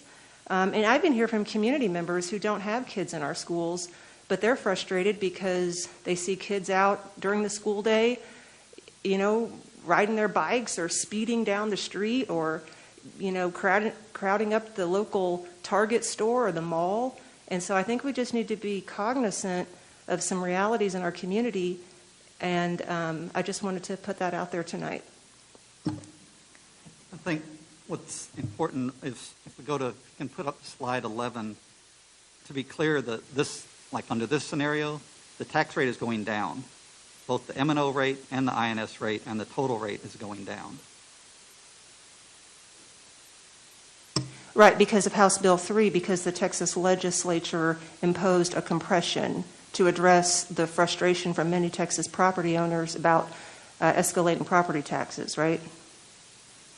The M&O is compressed. That's the driver of that. The INS would be like, ultimately the board's got to decide what it's going to do. So whatever you do each year as a board, that sets the tax rate for 1 year. But it's not a perpetuity rate. Each year the board will decide what the rate's going to be for that year. And so specific to the INS rate and the promise that was made to the voters that it's not going to raise their tax rate, that INS rate under this scenario is going down. So your slide that showed that I'm going to experience a $139 increase, that comes from the increase in property values then? Correct. Okay. And what might be valuable also is, for you and I to meet offline too, to kind of go through some of the granular detail, because I have a lot to learn as well. So I appreciate that. Dr. Zhao. I just want to get the confirmation on the math part regarding the property owner. So if we don't do the increase on the M&O rate and don't do the decrease on the INS rate, on this table, are we still going to see $139 increase for property owners? No, like if we don't do anything. We don't change any rate. Yeah, if you didn't move that penny, it would be the same. It would be $139. Okay. Just want to make sure. Ms. Feller. Sorry, I was kind of startled that you called my name. So a lot of my questions have already been answered, but I do want to reiterate that I agree with Dr. Bone that I am in no way comfortable with the $26 million deficit. I have lots of questions. I know, having done this now for the third time, I know that this is really early in the process. I don't have to have all of my answers tonight. Don't even have to have them in the next month or two, but I have a lot of questions regarding the $6.5 million increase in salaries, the $2 million increase in department budgets, and the $2.2 million run rate adjustments.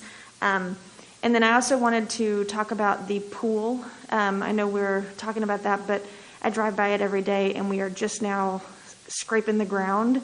And I don't remember the exactly build time, but I thought it was about 12 months. So I was wondering when we're projected to actually open that, and why we would need to be incorporating expenses for the pool for this year if it's not even expected to be opened for another year or more. Yeah, and that's just one of the things. Yeah. I know we're real early in the process. Yep.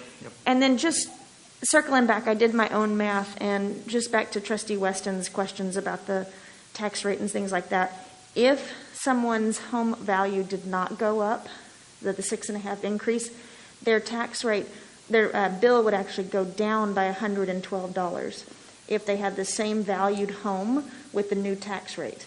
It's because of the 6.5, because I was like, okay, let me see how much the tax rate would be different. And your tax bill would actually go down $112 with this proposed tax rate. But because your tax rate is going up by 6.5%, you end up with $20,000 more in equity in your home and an increased property tax bill of $139 a year, according to my math. Don't quote me on it, but according to my math. Dr. Bone. Thank you. Yeah, and I'd also like to point out that our taxes have gone up 10% on our house value has gone up 10%. So just point that out for folks if you're listening. We're actually just kind of looking at averages of like a 6.5%, right? And that's our assumption. For those of us that our taxes go up 10%, that's even more. So point that out. And so I had a couple of things. One of them is you were asking about scenarios because we are really early, and you're asking what kind of scenarios you might want to run. And I'm going back to slide 5, and this is the virtual with no virtual.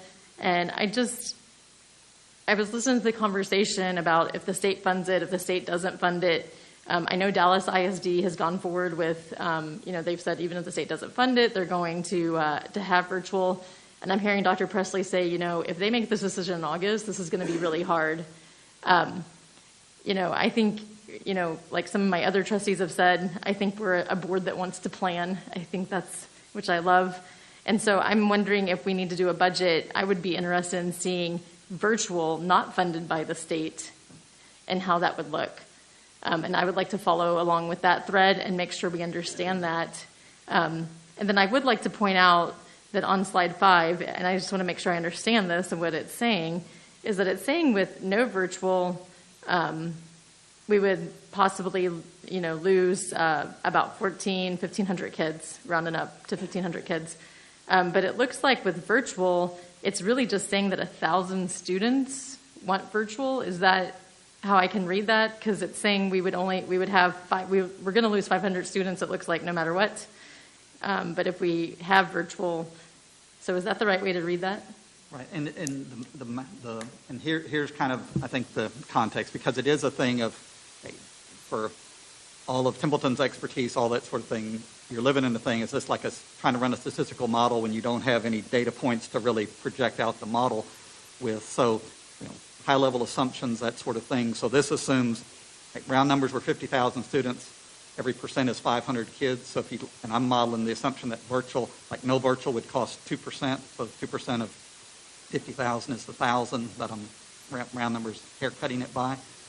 I think what I'll do on sort of a go forward, and I can do it on the models, because what I try to do on stuff like this is just, we're taking an educated guess, but to just know every 1% would cost X. Your bottom line would fall, your revenue would fall. So if you miss every 1%, so if it was 3%, 4%, whatever, you just know the price tag of that guess.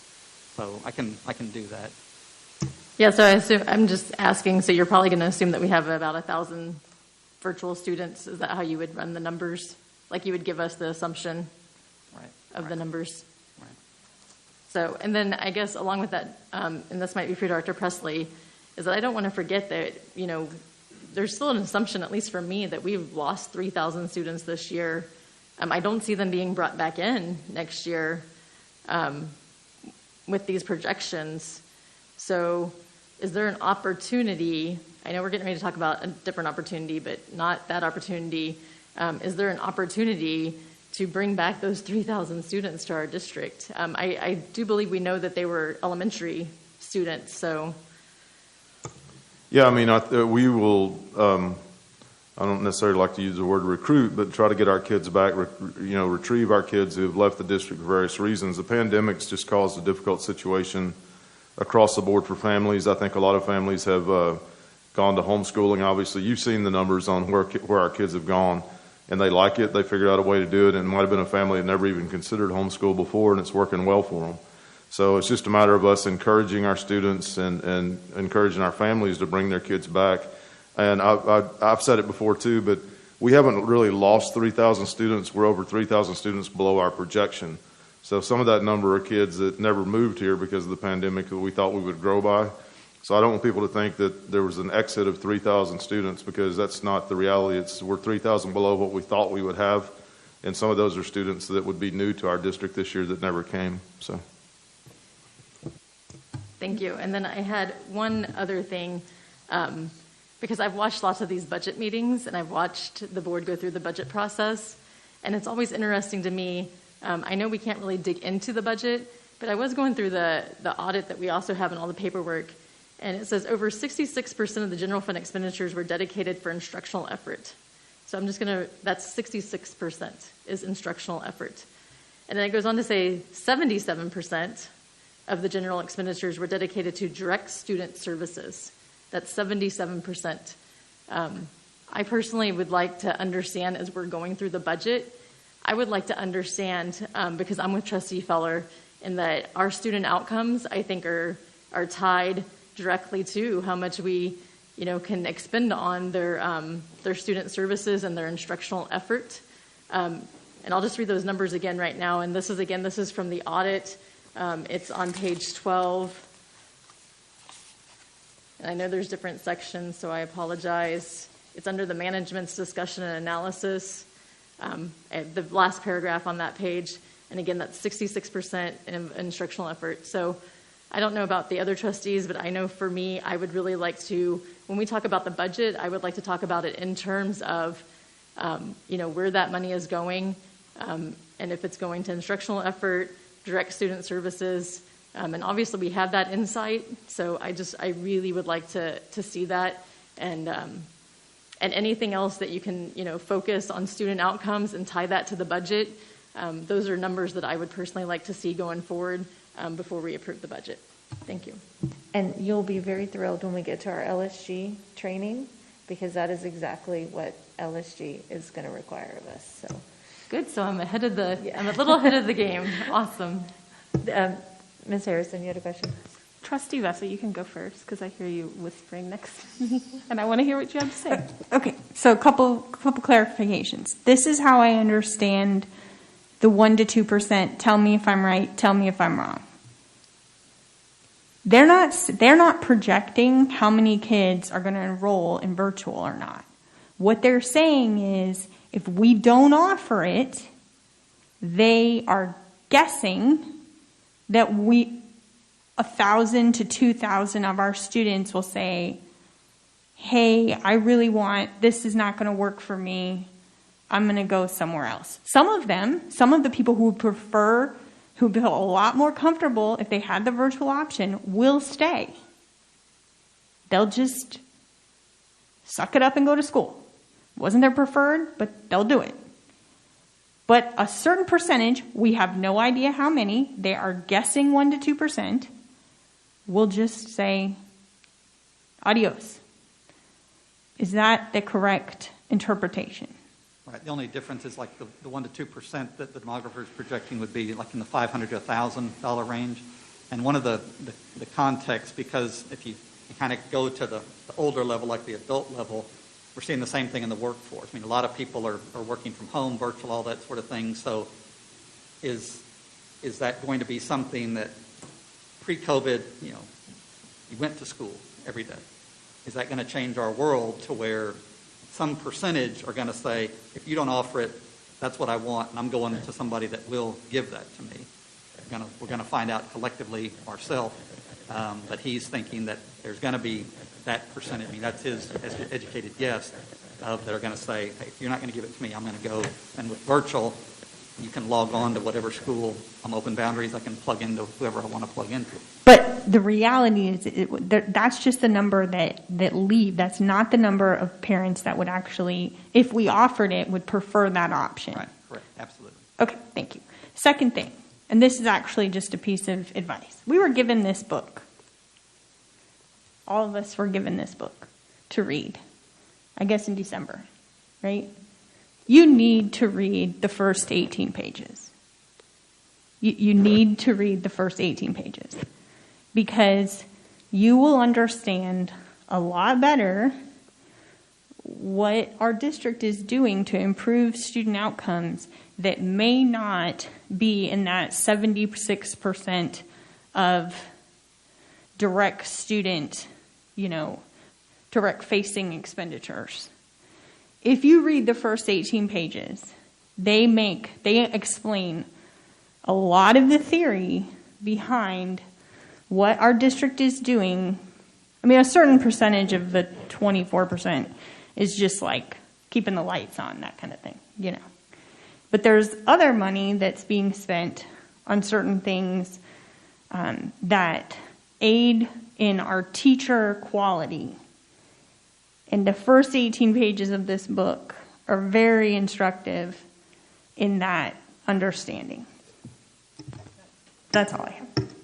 Can I just say real quick, that's what I was asking for, is that if there's things that aren't directly affecting the students, but we're doing really well, I would like to see what that budget number is and say, hey, but when I see numbers like 66 and 77%, I'm just wondering, how much are we using on reflective practices? So that's the granularity that I would like. Well, that's not we're not necessarily using that 24% for reflective practices. I'm saying this book talks about I actually am all for what you're asking for. I want to know, how much do we spend on instructional coaches? They say that's a key way to improve student outcomes. How much are we spending on our ARC curriculum, maintaining it, providing that? Things like that go towards teacher quality, that the book said is the number one way to improve student outcomes. So this is what our equity officer has asked us to read. This is what he's doing with staff. And I felt like the first 18 pages was very informative in terms of this budget discussion. Ms. Harrison. Dr. Audix, you essentially answered my question, and maybe this is going to bridge the gap for the next presentation that we're going to hear from you. So just to put it out there, should we offer virtual? Is that an option to capture more students from outside of our district? So that's just a thought process, and could that increase revenue?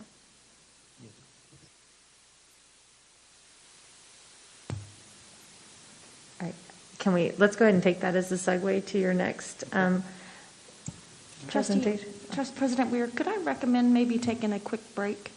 It's been 2.5 hours since we've had a break, so maybe just a short recess. Sorry, I didn't mean to interrupt you. I know that was a good segue, but so would a restroom break. Yes. All right. It is 43. Shall we come back at 50? Is 7 minutes enough time? All right. Let's take a break until 9:50. All right. It is 9:50. We're going to go ahead and call back to order.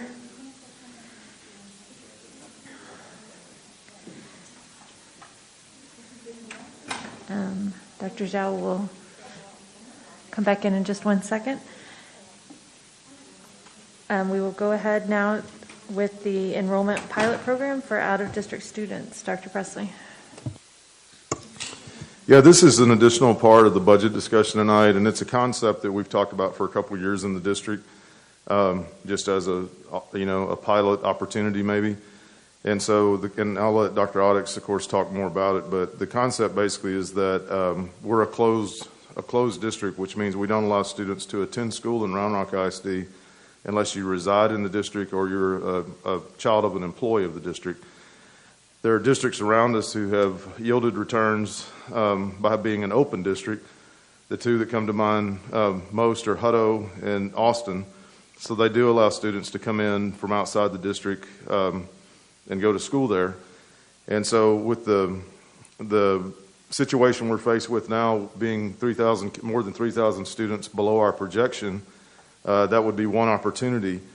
And we talk about it as a pilot because it's a limited opportunity. Otherwise, we would identify a threshold of a size maybe and then offer the opportunity for companies of a certain size, and I'm talking larger companies that pay corporate taxes in our district. If their employees want to enroll their students in Round Rock schools, they could do that. So it wouldn't be open enrollment like you see in Austin and Hutto, but it would be a limited opportunity to see how it goes, and the transfer rules would apply. So we have internal transfers right now where students can transfer from one campus to another for various reasons within the district. And it would be also limited to, and we don't have a full written plan, this is just conceptual tonight to talk to the board about, but it would be only in schools that had seats available. So if you have a school that the threshold we use for closing our schools for internal transfers is 90%. When a school reaches 90% capacity, we don't allow transfers to come in anymore. And so it would be along those lines that those employees would be able to bring their kids to Round Rock schools, but only in schools that had available capacity. So that's one thing. And then the other transfer rules that I think, I don't want to get too granular or not because this is a high level, just conceptual conversation with you guys. But the other thing I would say is the internal transfer rules would apply as well. So there's really three parts of that. A student who is not behaving well can be denied the transfer. A student who's not doing well academically can be denied the transfer. And a student who's basically not coming to school, who has attendance issues, can be denied the transfer. But I do think it's important to point out, I would not be in favor of allowing kids to come in. And so we have to also calculate the learning community, because if a student came into a particular elementary that fed a certain middle school, we'd have to make sure that the elementary and the middle school both had the propensity to take more students, or they wouldn't be able to stay unless they wanted to transfer to a middle school that did have seats, and the same thing from middle school to high school. So it's a pretty complicated concept. It's really not that complicated. But there's a lot to work out in it. But the bottom line tonight is just to kind of put it before you and see if this is something you want us to continue to explore.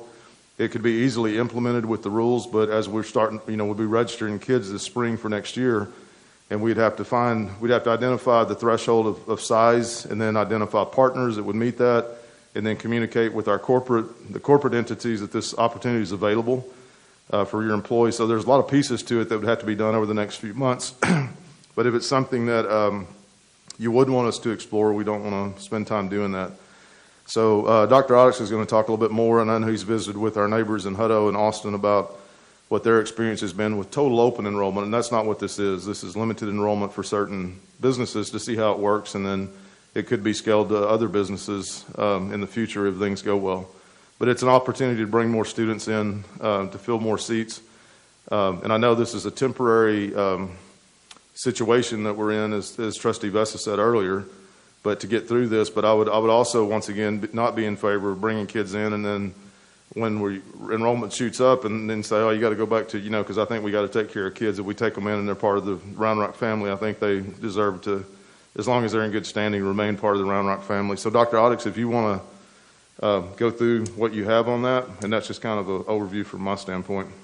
Right. And truthfully, Dr. Presley's told you 90% of the story. I think the main piece that I'm bringing to the table is simply, okay, reached out to both Hutto and Austin, and like it says on the PowerPoint there, Austin, they're open, wide open district. If you want to attend, you can attend. So perspective, Hutto added 2.6% by opening their doors wide open, and Austin 3.5%. So on average, like between the two, say a 3% increase in overall enrollment if it's wide open. The demographer, when I described the pilot to him, he estimated, like his estimate is about 344. But the big piece there is simply, that's where it's important, fundamentally, are you open to the idea at all? I mean, if it's not, then we're done talking, just close that door and move on and keep our focus on something else. But if you're open to it, then the discussion becomes, okay, what's the threshold? Because it's anywhere from, right now we're closed, well, the range would be anywhere from closed to wide open like Hutto and Austin are, or is it going to be just a major employer? We'll define major, how many employees, that sort of thing. So the two main questions I've got for you is, are you thumbs up or thumbs down on just the overall idea? And if you're open to that, then the next question becomes, okay, if you're open to the idea, then how do you want to go about deciding what that threshold is? I mean, we're starting with a blank sheet of paper and we're writing our own rule book. So what are the rules that we're going to play the game by? Yeah, and I think that'd be a good I think this is so new probably for everybody tonight to hear for the first time, but I think if it's thumbs up to explore, I think we can put a plan together and come back and then allow the board to have input on what we think would work best if we did this, and then to have the board help us tweak that to set it up.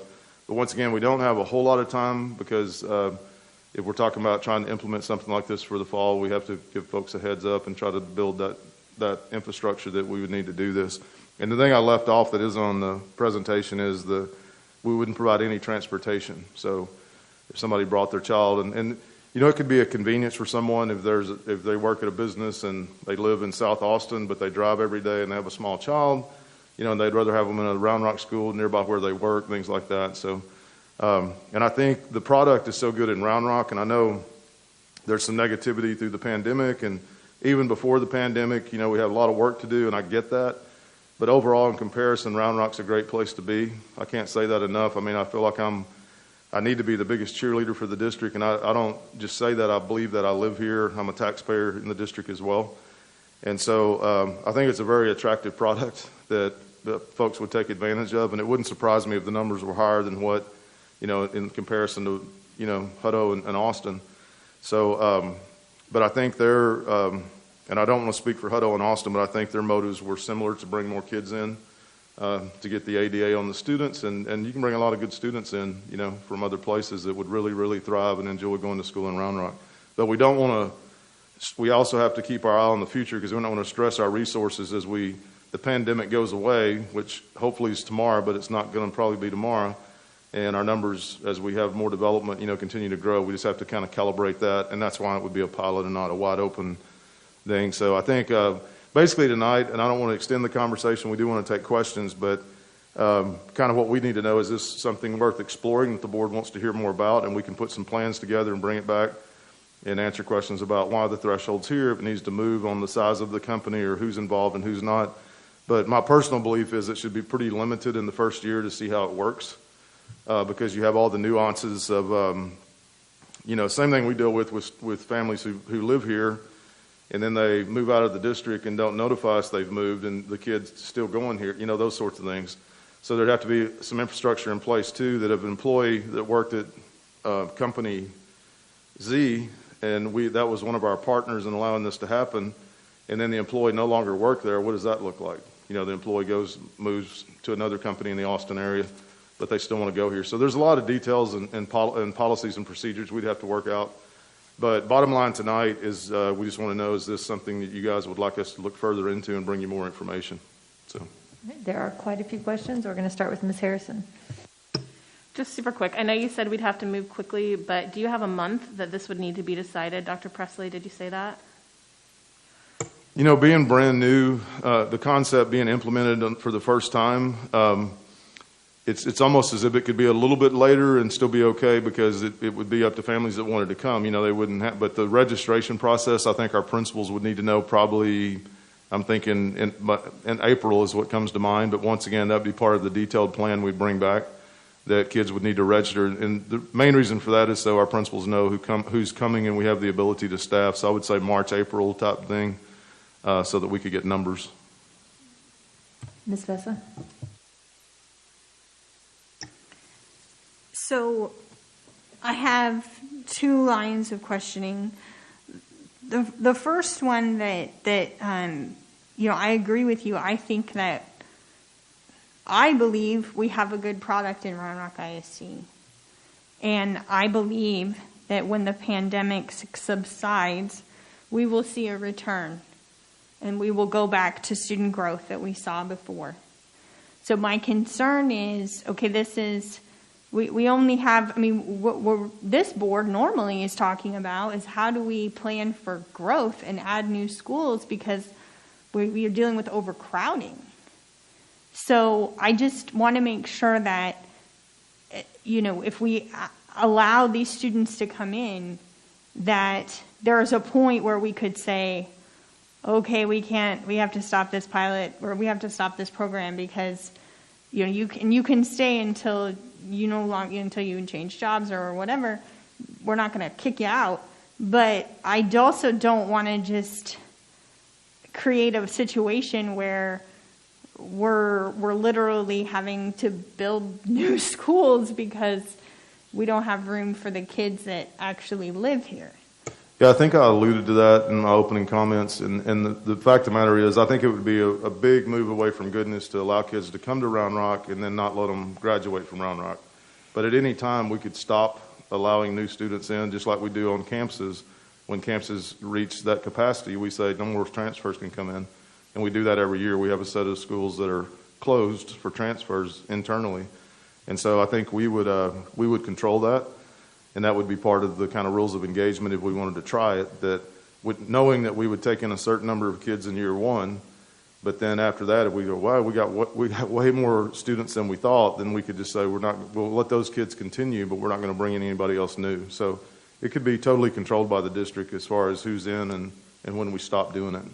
So the next thing I wanted to ask, and this is just something I want for the future.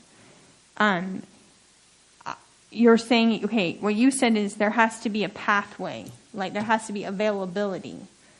So I'm just thinking about, and I know I'm probably people are going to get mad at me. They're going to yell at me and talking about my schools again. But it's just, I'm very familiar with them. So like, for example, my children went to Canyon Creek. Canyon Creek is under-enrolled by about 150 students. Now, my kids can go from Canyon Creek to Grisham, which is also under-enrolled by at least 100, maybe even upwards of 200 students. So that's a pathway. Okay, but then when we go to Westwood, we're full. There's like no room at Westwood. So that's my concern, is that where ultimately we have a place for all these students to go down the road. Like, I'm all for filling up the capacity at Canyon Creek and Grisham.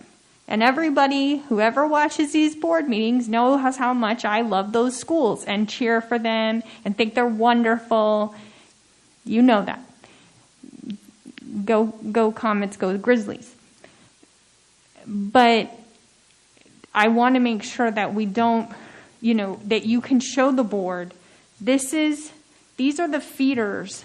These kids could go Canyon Creek, Grisham, Westwood, or I was thinking other ones, Berkman, C.D. Folks, Cedar Ridge. I know there's capacity at Berkman. I know there's capacity at C.D. Folks. Is there capacity at Cedar Ridge? So that's my concern. Yeah, do we have a pathway? Yeah, that's the detail we can bring back to you. That's what I said earlier as well, that there are, only schools that can take on more kids. And it could be a program where we take elementary kids only in these certain elementary schools, or elementary and middle schools only at those certain schools. We don't have those details worked out, but we didn't want to spend a lot of time doing it if the board said there's no way we want to look at this. So if you want us to bring you back a plan, we can put together more detail with more rules of engagement and the logistics of how it would work to give you more detail. So all the things you said we're aware of. So we'd have to make sure it was a sound plan that we could sustain, at least for the first group of kids that came in, even if we couldn't do it perpetually. So, Dr. Bone? Thank you, President Ware. I really appreciate, Dr. Presley, you bringing this in front of us and, bringing innovative ideas. I expect that, and I really appreciate it. I guess I'll just give you my bottom line up front and kind of tell you why. I would actually be for just putting this to bed and just saying not to explore this. And so now I'll tell you kind of my reasons why. Trustee Vesta, you went into some of those same concerns that I have.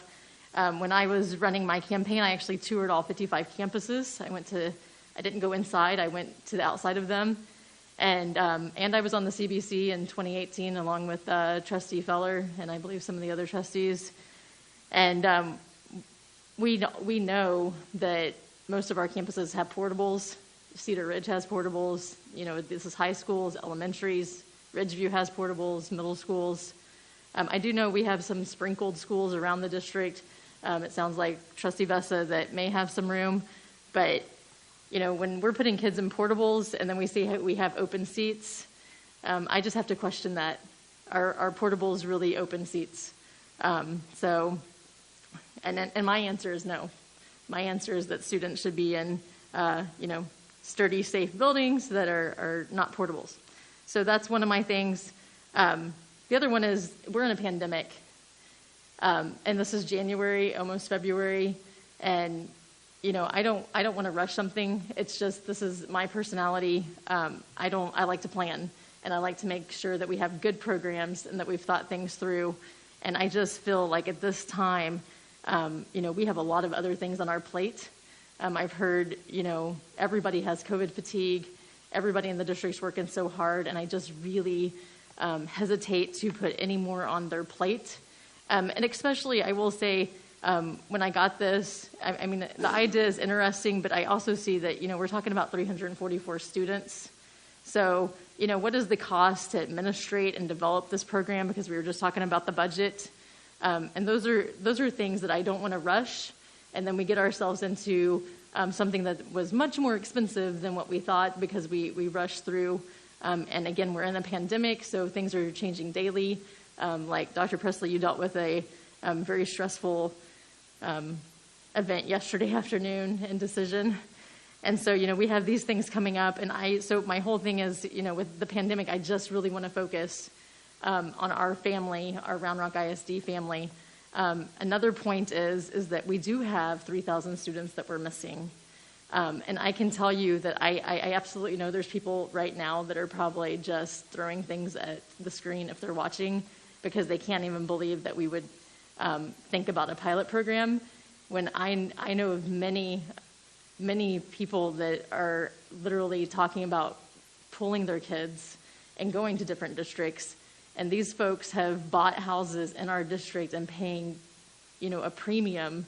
In fact, I'm one of those people. I moved from Hutto to Round Rock and pay 3 times the taxes on my house. So, we have to remember that, that we have these 3,000 students. So I would, if we're going to explore something or spend our time and effort on something, I would really like to understand how we could get 344 of those students back. And again, because I also believe that there's not a cost administration to them because they live in our district. We already have our processes are set up for them. So let me see if I've made all my points. And then I do believe, Austin is projected to be the number one growth area, I believe, this year. So Trustee Vesta's shaking her head, so she's read the same articles I have. So I also am a strong believer that we're going to see strong growth, have lots of real estate friends, and they're just posting all the time on how real estate, especially in Round Rock ISD, is just hot right now. So I also believe there's going to be growth. So for all of those reasons, I personally, it's a really interesting idea, and I really appreciate it, but I just, at this point, I would rather just, again, maybe postpone this to when we're not in a pandemic and got many other things on our plate. Thank you. Ms. Weston? I appreciate that. So again, President, we were just a couple of short answer questions. If I could just move through them. Dr. Presley, can you just be very clear, because I think we might make assumptions when we talk about things. Why is this being proposed? What would the objective be? Well, it would be increased revenue for our district and possibly to avoid recapture payment. Okay, thank you. Do we currently deny out-of-district transfers? Yes, the only students who come here that do not live here are employees' children. Okay. Do we also have a student body in the McNeil Learning Community that lives beyond, and Trustee, where you live in the McNeil Learning Community?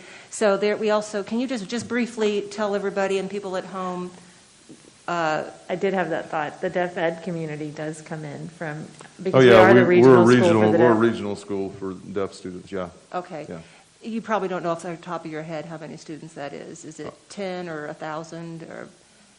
That's okay.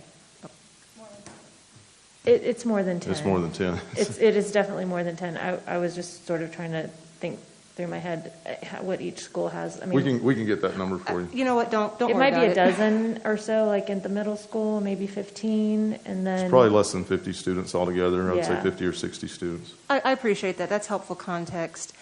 I will say that for me, and I'm gonna agree with Trustee Bone. I think I actually appreciate you putting this forward because it's an option. And when I ask for options and then I get an option, I'm going to say thank you. So I appreciate that. For me, it's a no right now. And I really I guess I'm kind of curious about how my colleagues feel about number 1 on slide 1, that this would be for employees of major employers. I'm concerned about that from an ethical standpoint, to say that a child who has no choice in where their parents work or how much they make or where they live or a lot of other things. So I'm troubled by that, and I understand there was probably a desire to limit and have control in an early rollout, so I totally respect that. But I just personally can't get behind that kind of, barrier or funnel or narrowing of, who this would be open to, but also from an enforcement perspective. Are you going to ask to see my W-2 every year? And so I think from ethically and from an enforcement perspective, I'm a no, and also for some of the reasons that Trustee Bone mentioned about we only have so much bandwidth. And personally, I don't think anybody here would be surprised to know that I would like to see all of our efforts focused on making sure that every single student that's currently in Round Rock ISD and their family wants to come back to Round Rock ISD in the fall, because in the community, I hear a lot of people looking around and shopping around, and that's real. And I think this year we really need to work and spend, and that's what I spend a lot of my time on. I have a neighbor who's building a house in a different school district, and that's very frustrating for me because I could live anywhere, but we live here because we believe in this school district and we believe in this community. But everybody's different, and I think that some people are looking around. So I won't belabor it. I'll just say that I would like for us to be spending all of our efforts on making sure that our schools are working hard to welcome back every student and every family. So that's all I had. Thank you.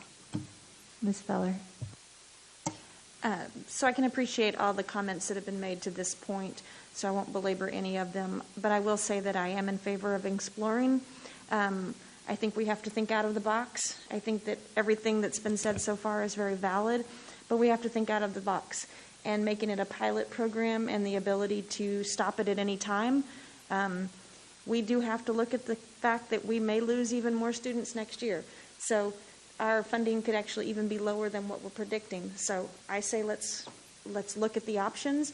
I would want to make sure that it's fair and we're putting the kids that could possibly become part of our family first, and that we're not going to kick them out at any point and things like that. But I say at this point we need to be thinking out of the box as much as possible.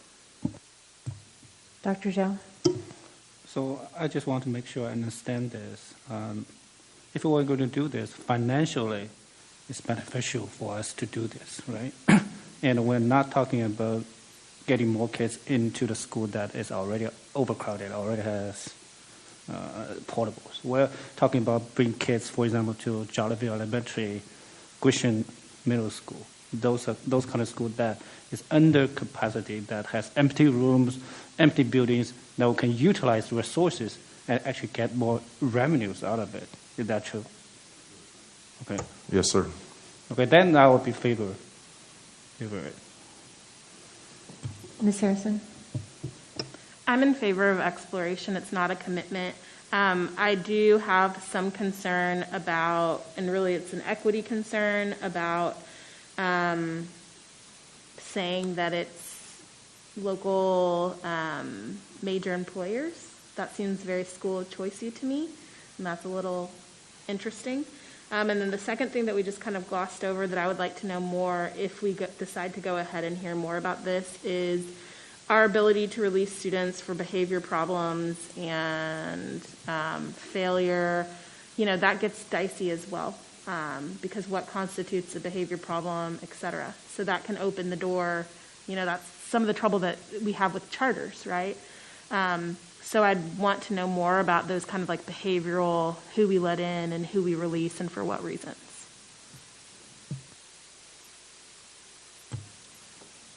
Well, I actually am in favor also of at least getting more information and seeing what you have to offer us, because we do have those pockets of schools that are under-enrolled, and we don't have people wanting to move or transfer into them, like Jollyville, and Grisham is in the same boat. But I do agree with Trustee Vessa that it is sort of concerning if they're going to hit a roadblock going up, and so I don't have a problem exploring it. I would like to hear more. I'd like to get more details.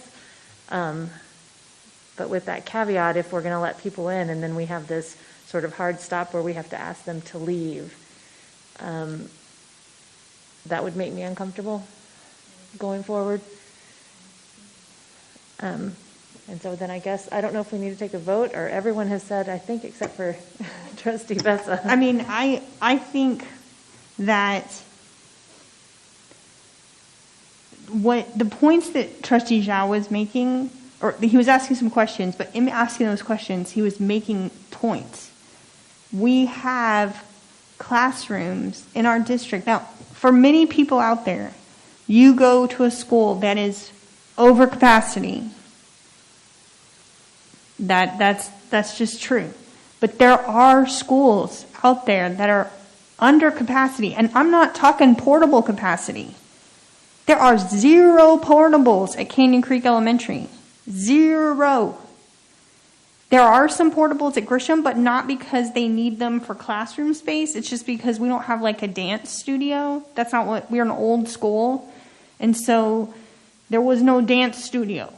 So the dance studio is a portable. Is the portable there because we're overcrowded? No. The portable is there because the building is old and doesn't have a dance studio. And rather than build a dance studio in the school, they just brought in a portable dance studio. We have another portable to store some music equipment where they do, it's an old school. I mean, they didn't build them like they do now. So they have some portables, but they're not there for students like because we're overcrowded. And these are not just 2 aberrations. Pond Springs, Berkman, there are other schools in our district. C.D. Folks is under-enrolled. Hernandez is under-enrolled. These are schools that have brick and mortar capacity in them to offer services. And when I do my school finance tutorial, I will explain to you why all these districts, because it's a lot. Okay, they gave you Austin and Hutto. They aren't the only ones. Pflugerville, Eanes, they're all open enrollment too. Why did they do it? When we go through School Finance 101 with Trustee Vessa, then I'll explain to you why the school finance system is built to make them think that was a good move for them. So while I support exploring the option, but I just kind of curious to see how many actually were willing to, if we have the hard stop, you're not going to get to the Westwood, even if you go to the Grisham. How many parents will be interested in that? And to be honest, if the parents want to move a kids to out of district, they want to move to a good school, right? They will never put the kids into Title I school, like City Folks or Jollyville. Grisham might be because they have the IB program, right? So you really need to have some interesting things going on in schools that the parents want, so that they want to put this. I understand exactly what you're saying, but I think all of our schools are great schools, and so I don't want to, call out campus, because I think there are a lot of folks in Central Texas that would love to have their kids at any of our schools, and so I just want to be clear and say that. But I think we've got enough information tonight that we can. It's not to work out a plan tonight. It's for us to get it to hear what and it sounds like the majority or the consensus would be we just bring back some plans and let you guys look at it and see what it would actually look like, and we'll try to do that for you. We had 2 more questions real quick, Dr. Bone, and then Ms. Weston. Yeah, I just wanted to say, because I just want this more on record, is that since I grew up in a Title I school, and it kind of really concerns me a little bit what I was hearing, because we all know that students benefit in Title I schools of having actually lower class sizes. So when I start hearing, let's fill those schools, in one of me, I'm like, that's great, but in the other side, I think we have to look at the benefits of having those, those possible smaller class sizes. So just want to put that out there. And I know you're trying to say something and you've distracted me now. So I had another point, but anyways, I just wanted to say that I think we should be very aware of that putting these kids and filling up certain schools, I would like to see the principals maybe weigh in, and maybe some of the teachers. Ms. Weston. So I have a point, and then I want to make a clarification. As a mom who transferred her children for 6 years voluntarily to a Title I school We are not zoned to a Title I school, but I chose to transfer them in this school district for 6 years. My children received an excellent education. My daughter is bilingual today and volunteers in our community because she's bilingual. So I would say that I think that our Title I campuses are one of the strengths in our school district. Just for the record, I wanted to say that. Secondly, I think this is going to end up being problematic. Let's take Westwood High School as an example. A lot of people would like to go to that high school. It's a top 100 high school in the nation. It's very expensive to live there. I can't afford to live there. There are people who could afford a home where I live, but instead they live in an apartment near Westwood High School so that their children can attend Westwood High School. And I think we need to exercise caution in opening up, Canyon Creek, Purple Sage, Grisham Middle School. And when you have a child who does 3rd, 4th, 5th, up to 8th grade, and then you say, are we really going to look at that student and say, you can't come to Westwood High School? But other families who would like to, for their children who are already in Round Rock ISD, we won't let them transfer in. So I just wanted to say this could end up being a real concern, and also that these parents, are they going to fully understand that your child is a student in Round Rock ISD, but you can't vote in trustee elections and you can't vote in bond elections. So there are a lot of things to consider here. I just wanted to say that. Thank you. Thank you. Ms. Harrison, you had your light on at one point. Yeah, Trustees Weston and Bone, even though we disagree about moving forward, I really appreciate the points that you've raised, and those are things that I'm going to think about, so thank you. Dr. Zhao, we've got to be real careful about how we talk about our schools. We're not just talking about buildings, we're talking about people. We're talking about educators that are giving so much of themselves to this process.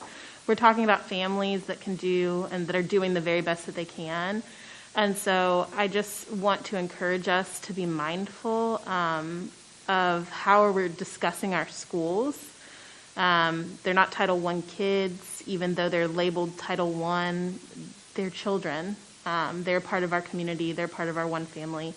And please, let's just do better about that.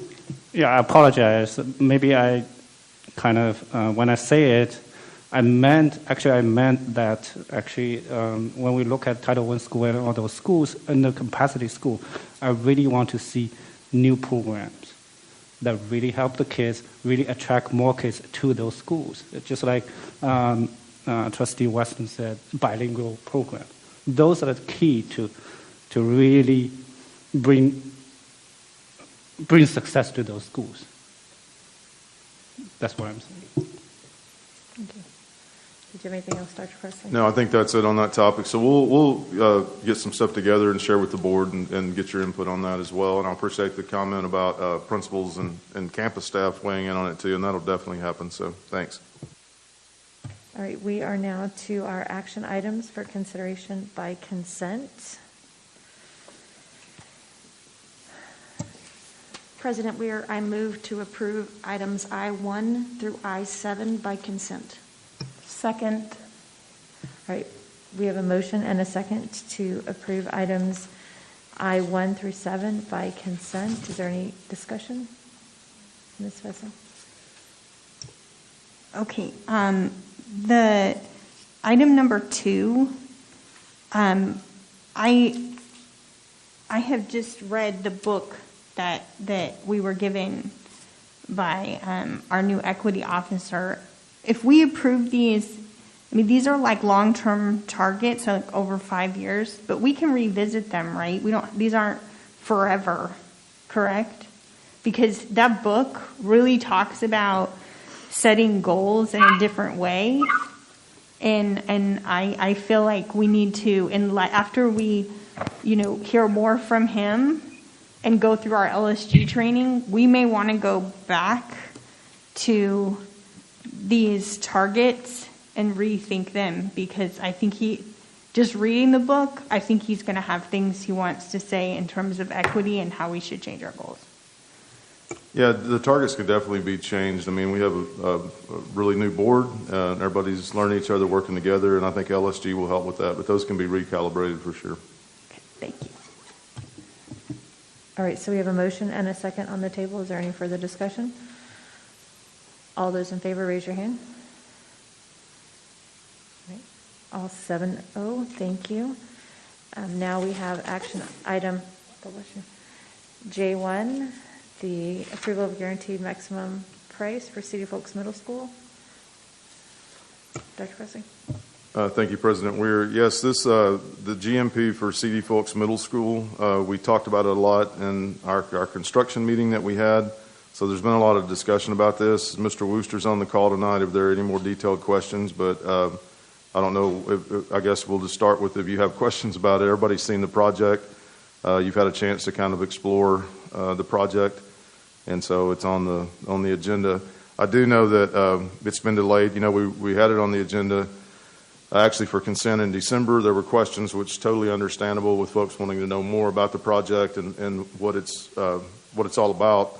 And so hopefully the board has had ample time to get questions answered and explore that. So I don't know how much more we want to talk about it tonight because we spent quite a bit of time already discussing that project. So I see one question or comment. Ms. Weston. Thank you. And yes, Dr. Presley, you're absolutely right. That was me that asked that it come off of the consent agenda at the December 17th meeting. You and your staff have been very helpful to me in meeting with me and answering my questions, and perhaps more than that, though, hearing my concerns. So I will not restate my concerns tonight. I will just remind interested parties that I went through some of my concerns at the December 17th, 2020 meeting. I also wrote my concerns in a January 16th, 2021 message board post. But thank you. I'm now prepared to vote. I move that the board approve the use of $49,450,089 of bond 2014 and 2018 funds for the CD Folks Middle School New School Rebuild Project as presented. Second. Right, we have a motion and a second to approve the use of $49,450,089 of bond 2014 and 2018 funds for the CD Folks Middle School New School Rebuild Project as presented. And I do see there is further comment. So, Dr. Bone. Yes, so my comment on this is a bond project. Is that correct? And is it correct that the Bond Oversight Committee, that is really our arm from the board to oversight the bond projects, has not met since February of 2020? That's correct? I believe so, yes. Yes. So my concern is, I want CD Folks to have a new school. My concern is that I sit on this board for oversight.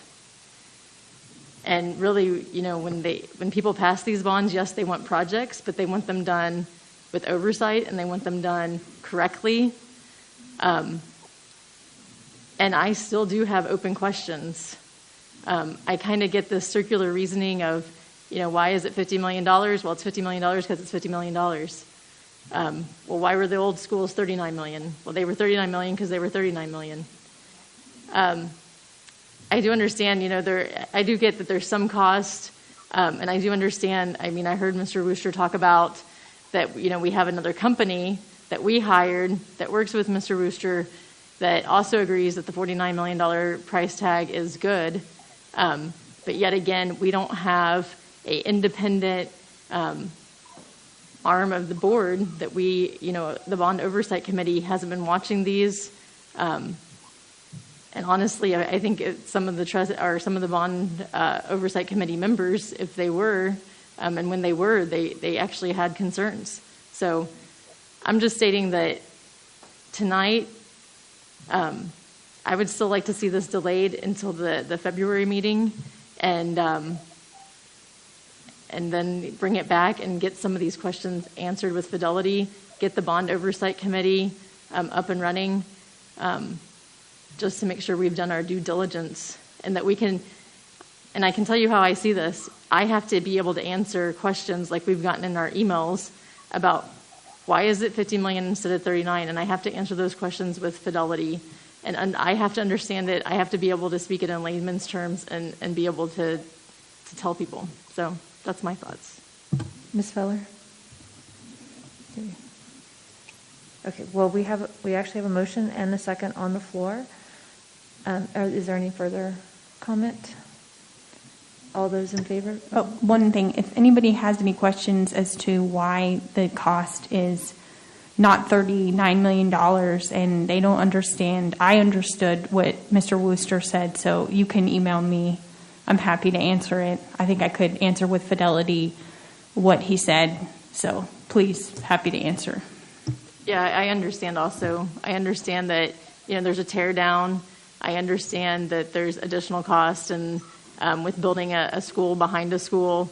But I think when I just see a $49 million overall price tag hanging on a shiny new object, I don't think it's wrong of me to ask for, hey, can I have that broken down just with a little bit more resolution so that I can understand exactly why that's $49 million. So I don't think I'm asking for too much. All right, we have a motion and a second on the table. All those in favor, raise your hand. All those opposed? All those abstaining? All right, passes 6-4, none against, and 1 abstention. Thank you. We are now actually to our board announcements and requests for future agenda items. I am going to ask the board per REF local if we wish to hear a book reconsideration level 3 hearing. And I just need to know if there's at least 3 board members that would like to do that. I see 3, so we will continue with that level 3 hearing. Are there any other announcements or future agenda items? Ms. Weston. I would like to have, and this was covered on the message board, but I'm happy to say it here in open session as well, a discussion or a presentation on different types of audits to address some of the things that I would like looked at as detailed on the message board. I know that trustees Zhao and Bone chimed in that they were also supportive. I don't remember if Trustee Harrison was, but if we could put that on for do you think there'd be room in the February agenda, Trustee Weir? I can get with Dr. Presley and Dr. Audix about how that would go, and yes, I would think so, but let me just get with them. Okay, great. But I have definitely wrote it down, and I did notice that you had requested. Okay, and we got an email about an expenditure about dyslexia independent program review. So I was wondering if we could get a briefing on that at a February meeting so that we can understand, or if that can be lumped into other things that we need to get briefed on. But, when an email like that comes through, I would just like to know what they're talking about. Because it looks like this is a situation where some progress is needed, and I'm not clear if board action is required. So, yeah.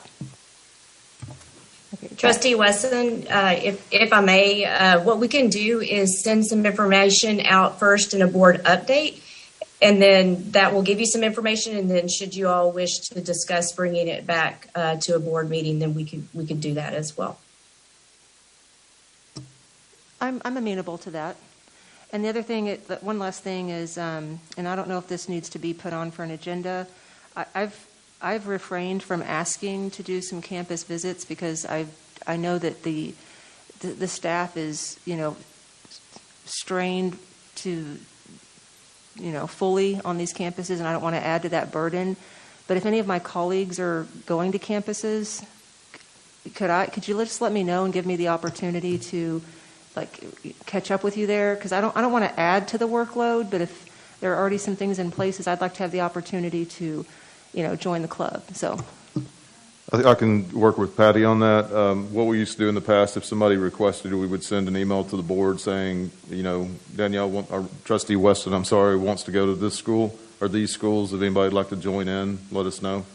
And we can go up to 3, obviously, before a quorum. So we'll start doing that. I have one tomorrow.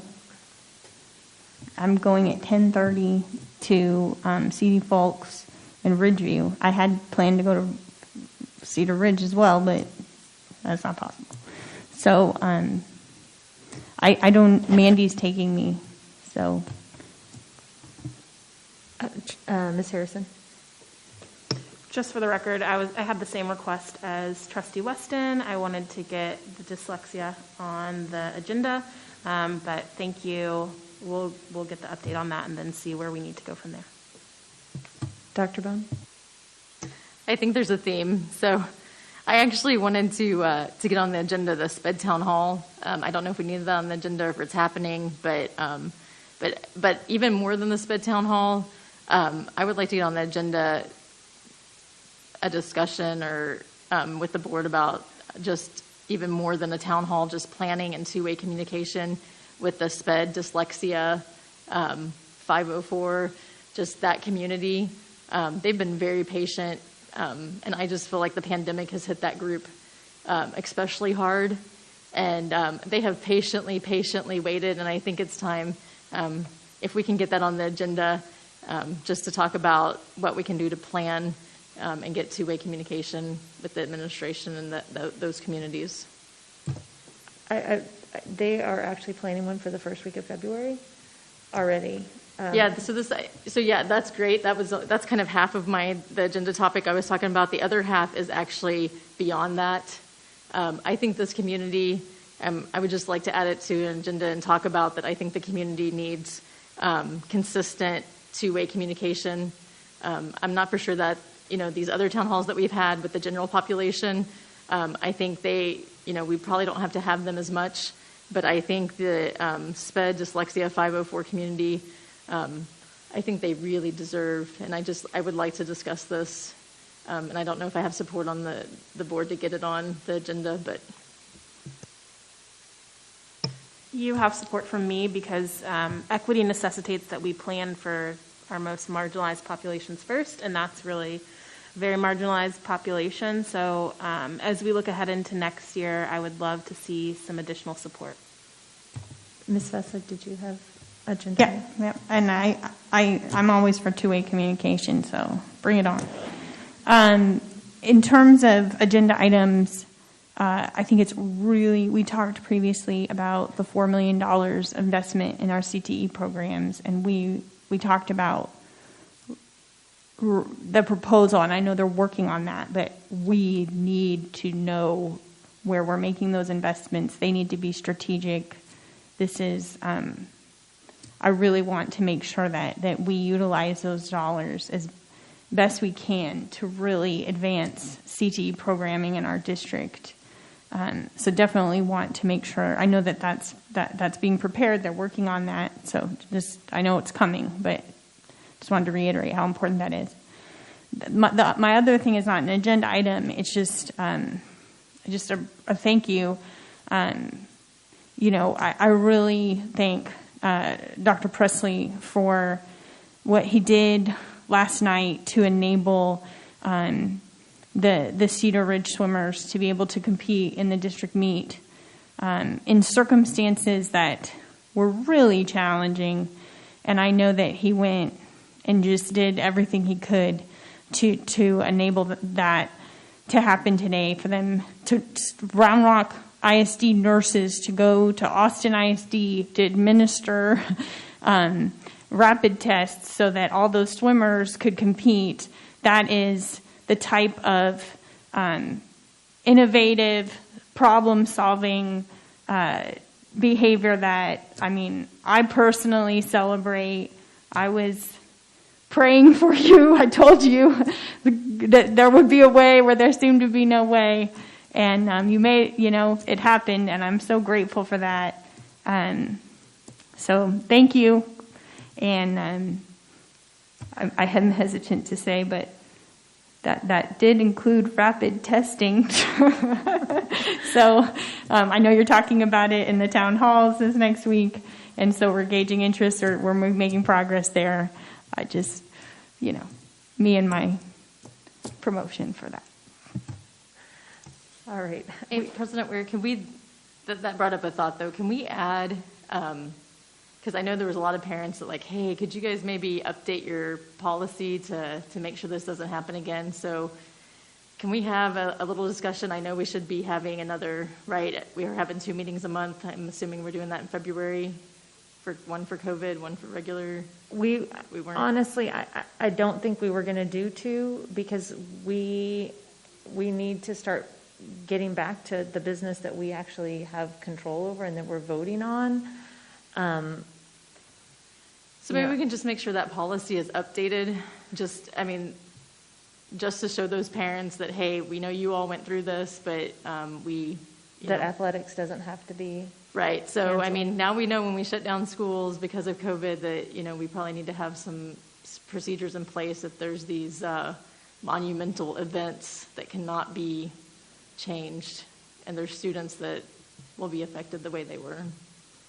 Is that something, Dr. Presley, you could just update us in a board update? Yeah, we can update you on that for sure. I appreciate it. And I also just want to say what Corey Vessa, or what Trustee Vessa was saying, is that just thank you. Yeah. Great leadership. Very impressed. And since you are our one employee, I would like to say on behalf of the board, you need to turn your phone off this weekend. I would like to order you for having 24 hours where you just actually take a break, because I know that this was a really hard week and you deserve to take a little bit of a break and turn your phone off. So we do have one more agenda item. We are going to go into close, pursuant to Texas Government Code 551.071 and 551.074, the board will consult with attorneys to discuss the duties, roles, and responsibilities of a public officer and employees. So it is 10:45, and we will go ahead and go into closed. I know before Patty leaves, there's a couple things, Tiffany, you and I need to sign real quick.